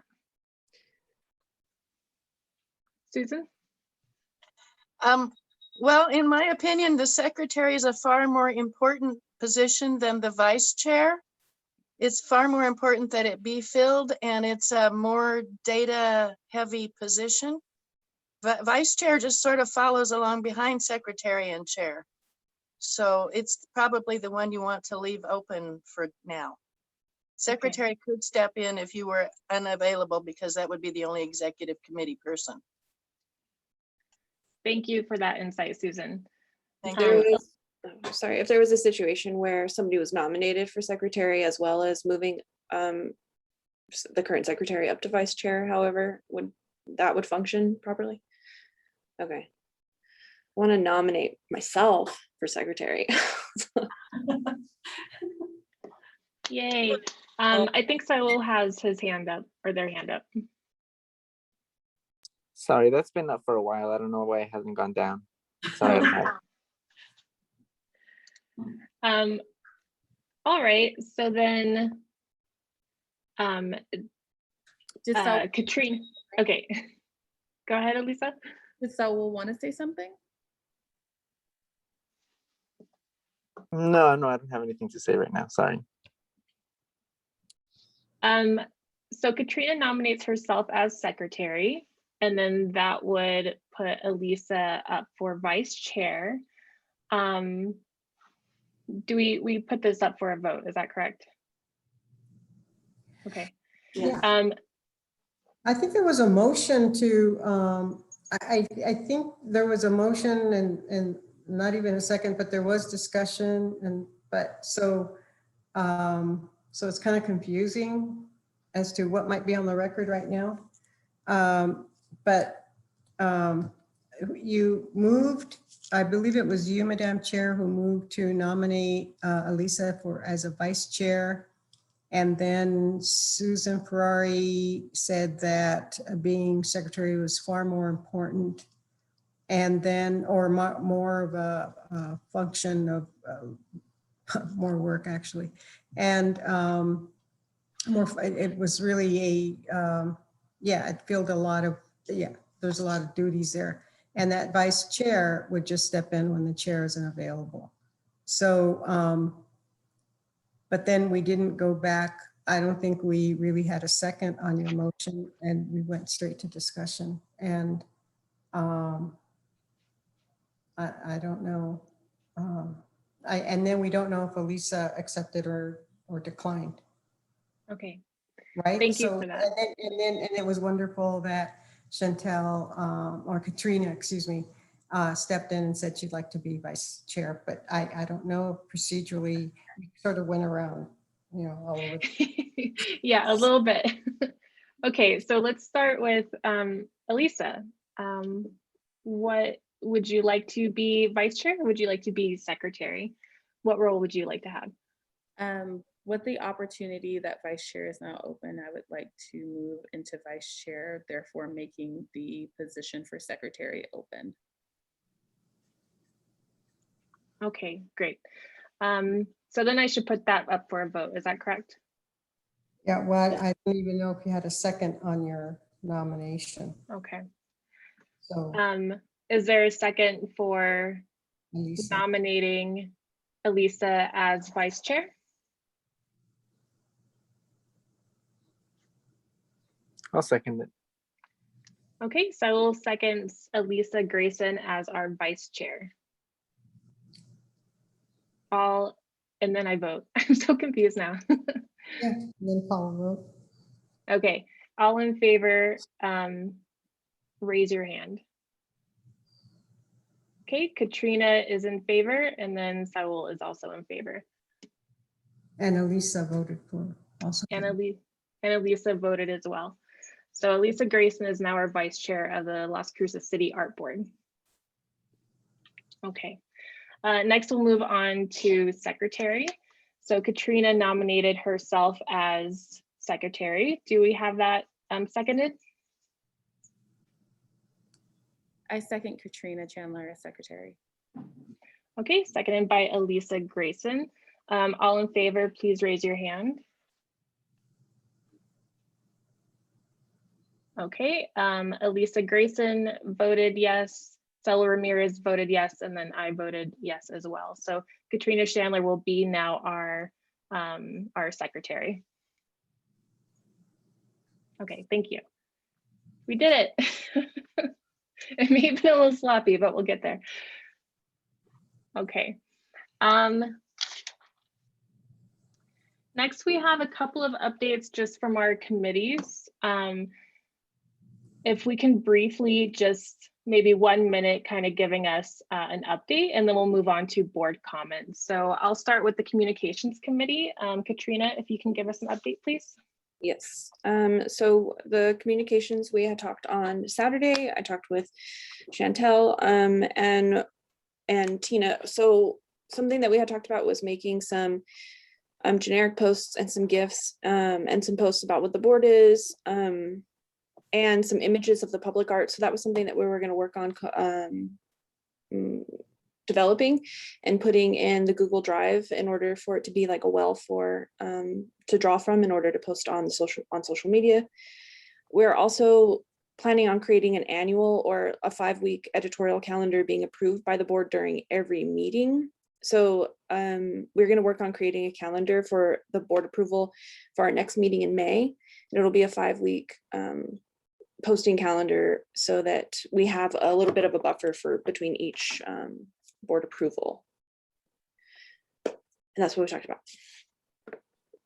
Great, thank you. I was actually hoping to see if you could also maybe add in your next committee meeting, evaluating the webpage with the Las Cruces City Art Board.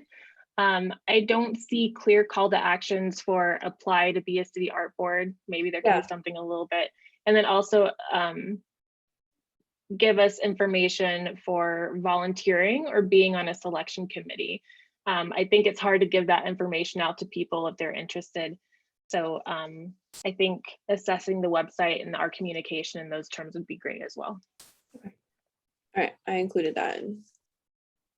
Okay, excellent. All right, we'll move on to research and development.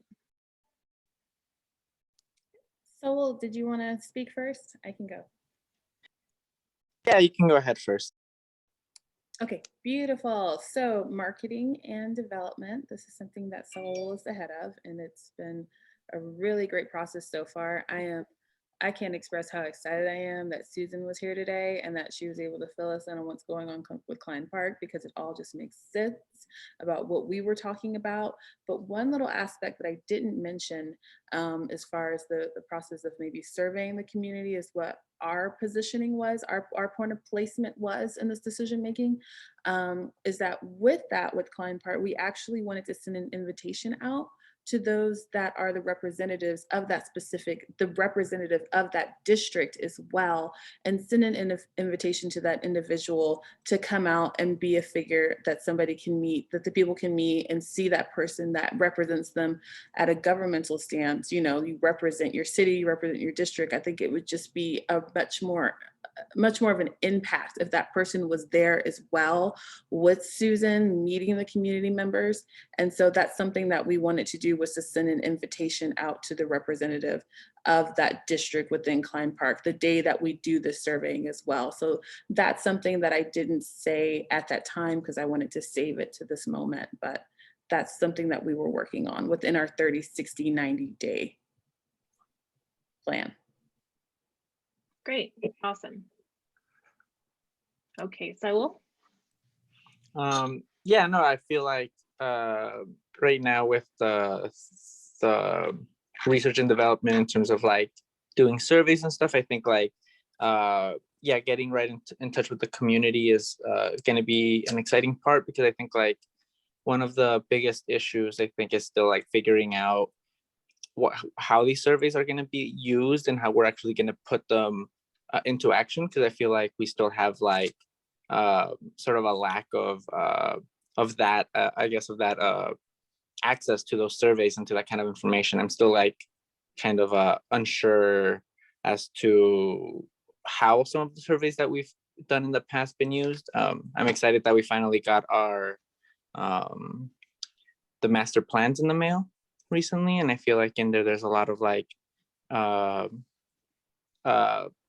I guess good information to start like bringing up in terms of the sorry guys, I'm not even at my own house right now, so I'm trying to like get all my stuff together.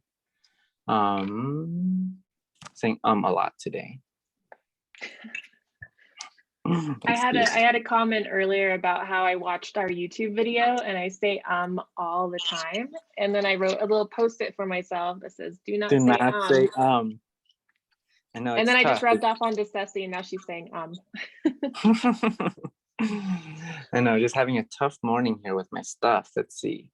Yeah, so like yeah, I don't know, I think that's all I had to really say. I guess I'm not really sure if I've missed anything, to be honest. I'm a little scatterbrained this morning, but I feel like I don't have too many other comments about it. I think Elisa did hit the nail. Okay, great. All right, and then we'll go ahead and turn it back to Katrina for public outreach. Okay, so we had actually talked about the possibility of 4 separate types of outreach programs that the board could facilitate throughout on a yearly basis, and these would be things that would come up, would be, if they work, if they're effective, to be something that is consistent. And so I'll briefly go over each one of those, and then we can work on that further. I'm not sure what the next process after that. So the one would be some sort of annual meet and greet that the city art board does with artists and community. So some sort of community engagement. We were thinking about something in February, as that's the Love of Art month. We were also considering for this to nominate, like possible that the city art board would nominate or put up some artists, some local artists that are affecting the, being effective in the community, that are making an impact in the community, and having a public vote, and maybe they would receive some sort of recognition, like for what they're doing in their community. So that's one event that we had been talking about. So basically, a meet and greet type of situation with also recognition for artists, for local artists in our community. Another one is a quarterly farmers market event. So that would be us like rotating. So a quarterly, so we'd do it, that's like 4 times a year. And that would be more of like a cross collaborative type of effort. Obviously communications would be involved. We would have research and development possibly involved. We want to maybe do surveying. So all of us kind of involved in that, and getting our name out there, getting people aware of like what we're doing, what public art is, how they can apply for public art, how to get in touch with certain resources, things like that. So they could come to our table and learn about those things. So the other thing is quarterly workshops. We thought this would be a really good idea for local artists, and we could use the resources we have in the community as far as people who are presenting in these workshops.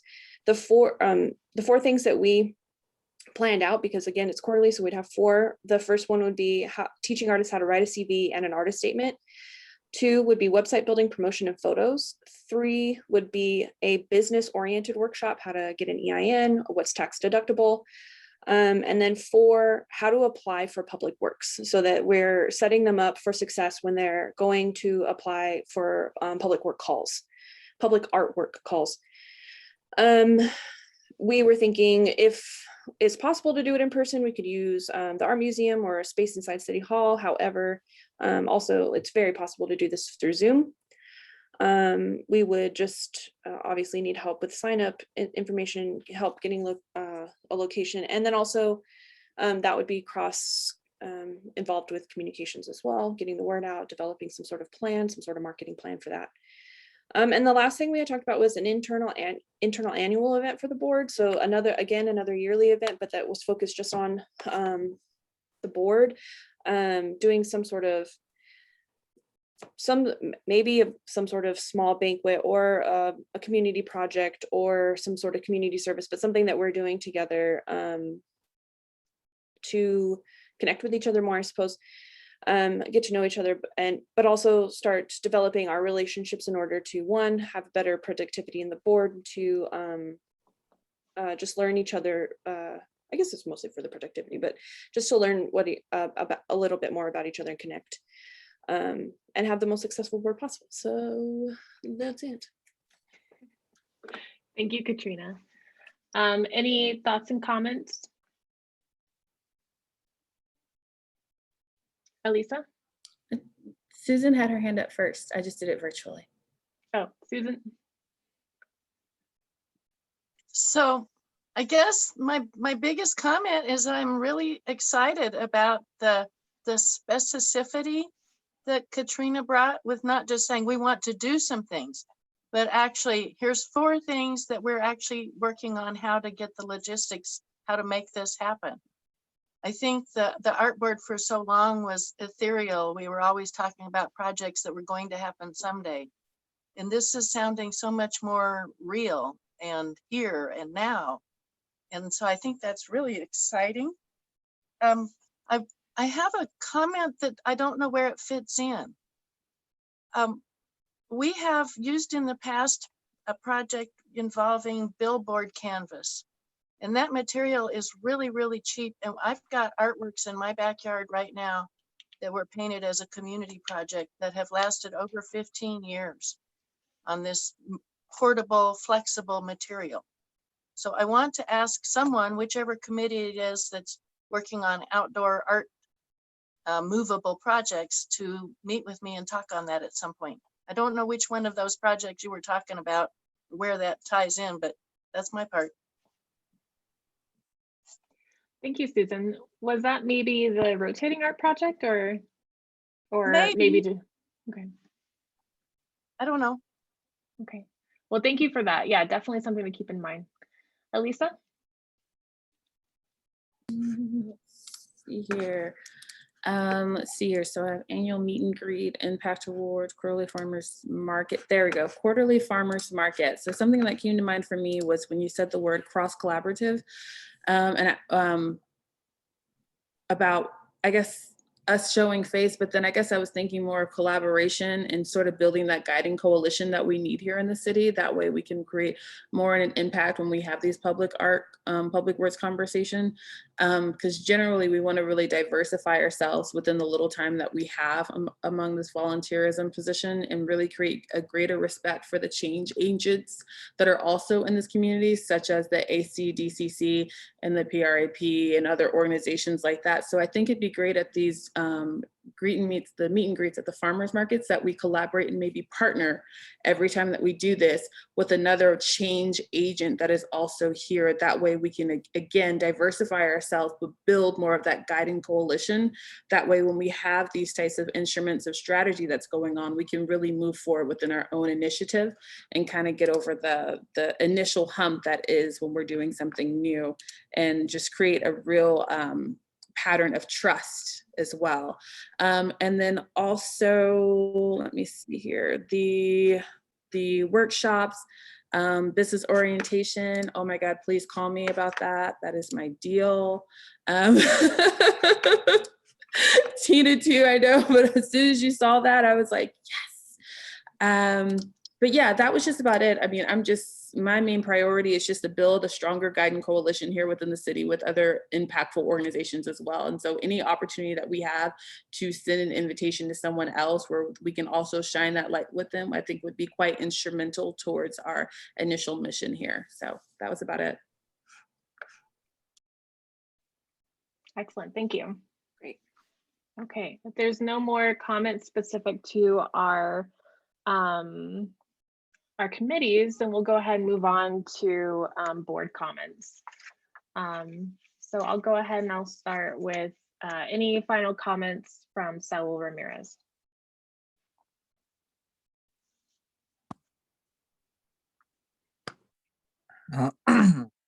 Sorry guys. Hi. Wonderful meeting. I think I'm excited to see what happens next. I'll excited for better communications on my end over this next couple weeks. Feel like I'll definitely I'm excited to hear more from you guys, and I feel like you guys are doing great work. Thanks. Thank you. Katrina? I'm super pumped as well. So I just give Ceci a heads up, and so I'll be emailing, I think for the outreach stuff, we want to get started on that pretty quick. So I will be emailing you and trying to collaborate or figure out space and like the specificity of all that. Just FYI, but yeah, thank you. Excellent. Elisa? I think something that I thought about when, what was it? It was Richard Hanway of the Transit. Something that he mentioned here, and I've been hearing this, I guess maybe just from the firefighters project, but it seems to be a lot of like the immediate critique is always about the space that you have. But if you're an artist and you've done certain things before, it's not so much is the space complementary, but is the artist going to be complementary towards the space?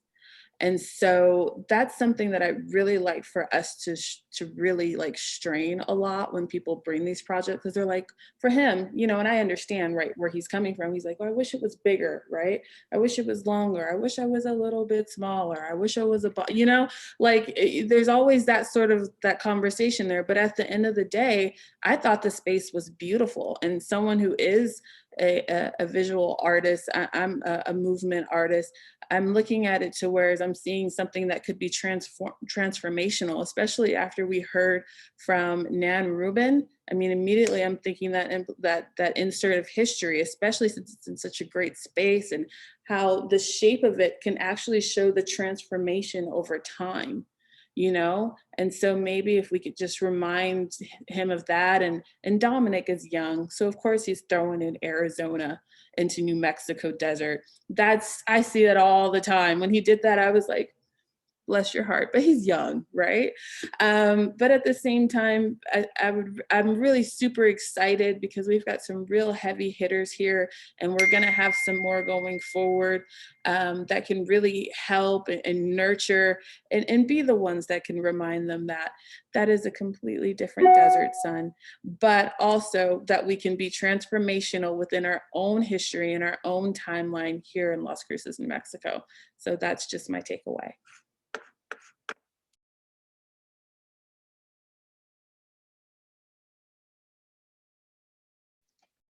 Thank you, Elisa. I'm always on mute. Greg Smith? Thanks. I really appreciate the depth of conversation about the bus stop. I know these things sometimes seem rather transitory or unimportant, but the reality is they become part of the larger whole. They become part of the larger picture that we present about ourselves, what we say about ourselves. So I really appreciate the thoughtfulness that's gone into that discussion.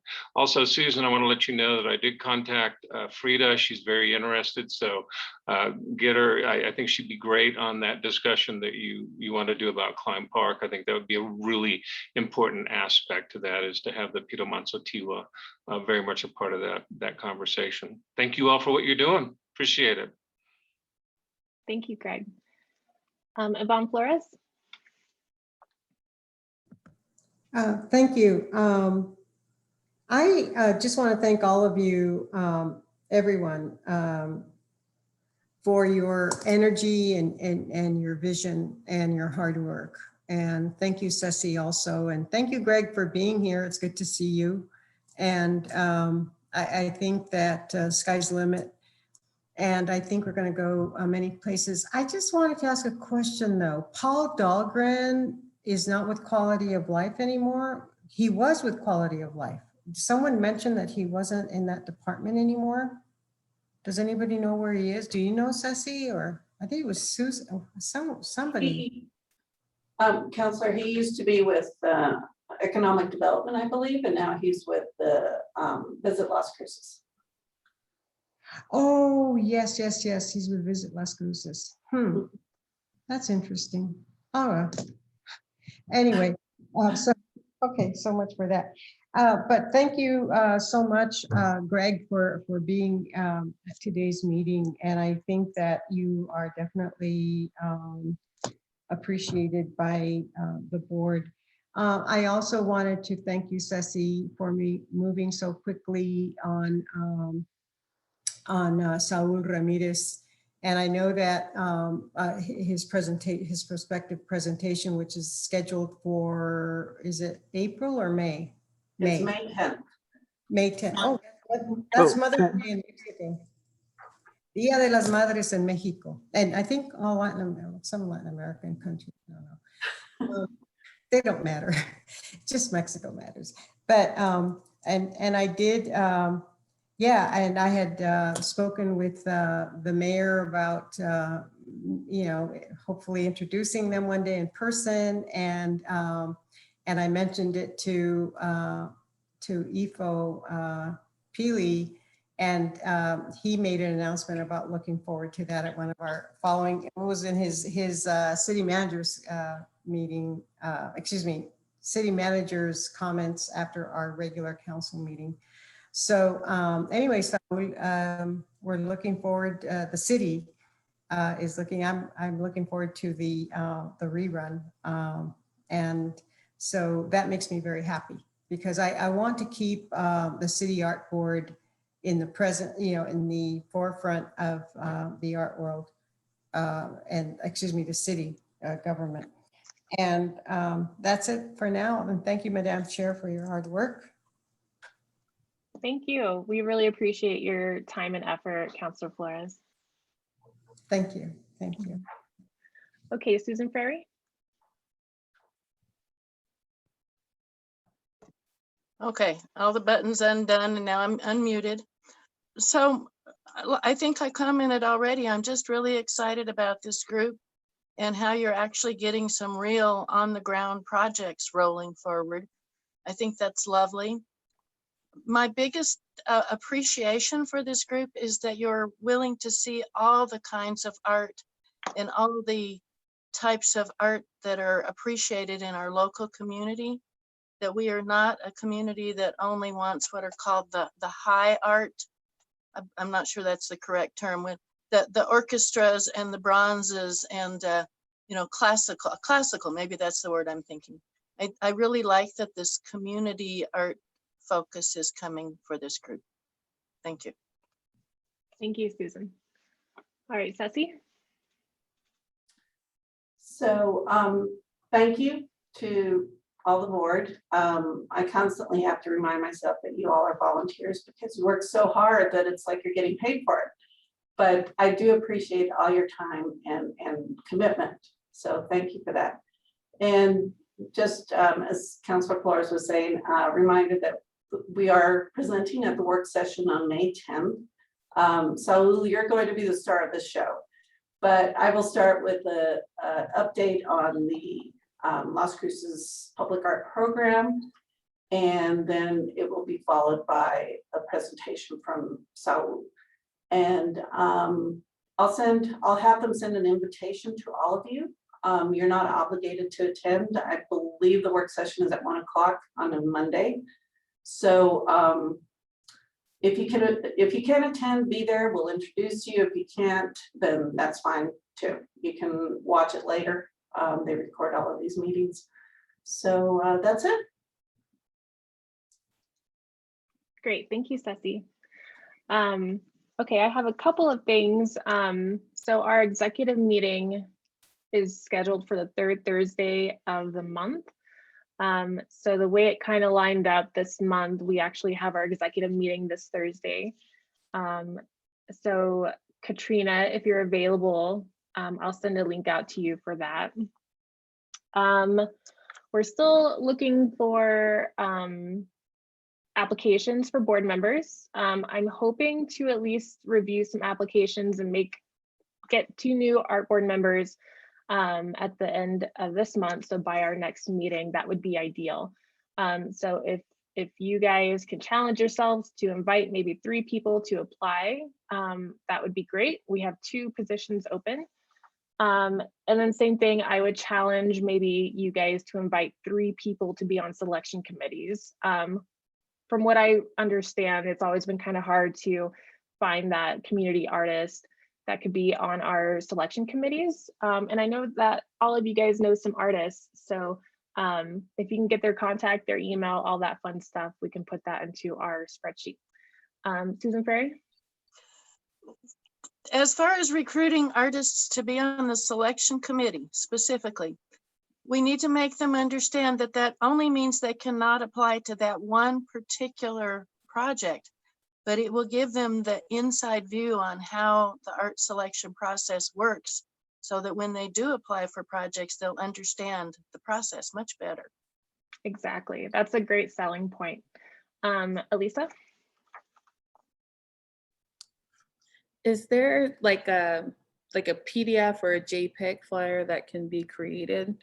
Something that I can just send virtually and text real quick? The communications committee, that might be a good general graphic that we can make. I was hoping to spend some time just pumping out a bunch of general graphics this weekend. I didn't get to it, but I think I can definitely help Ceci out with that, with just kind of a general call for committee members and a general call for applicants.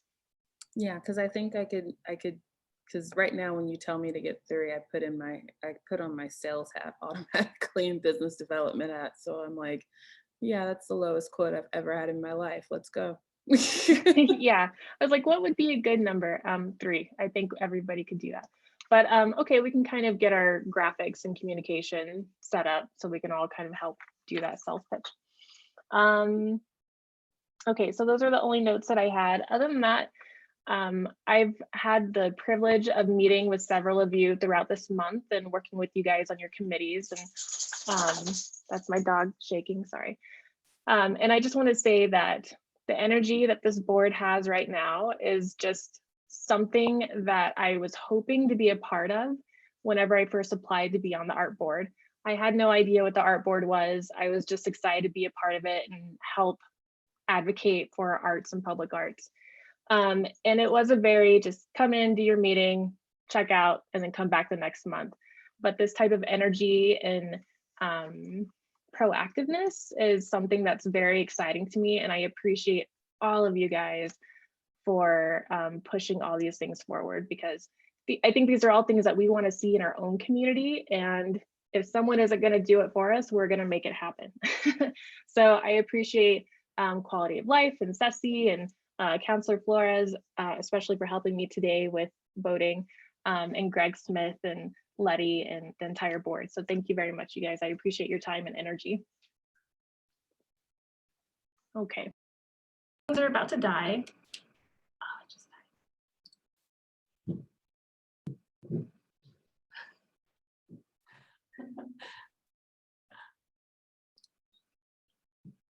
Can you guys hear me?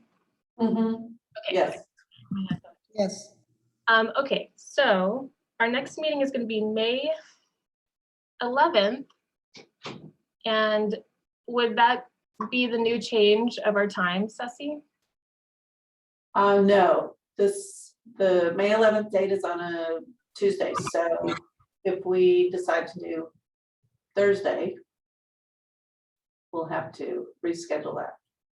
Okay, should we continue with our regular meeting next month and then have that change, or can we change that now? I think we should just go ahead and put the scheduled meeting since it's on the agenda, and then we'll start the new schedule next time. Okay, that sounds good. So we will meet the next second Tuesday, May 11th at 10 a.m. 2021. Okay, do I hear a motion to adjourn? Yes. And Motion. I second behind Katrina. Katrina motion to adjourn, and then seconded by Elisa Grayson. All right, I think that's it. Thanks, you guys. Thank you. Thank you all. You guys have a great day. Bye. Thank you, so everybody. Okay, bye-bye. Bye.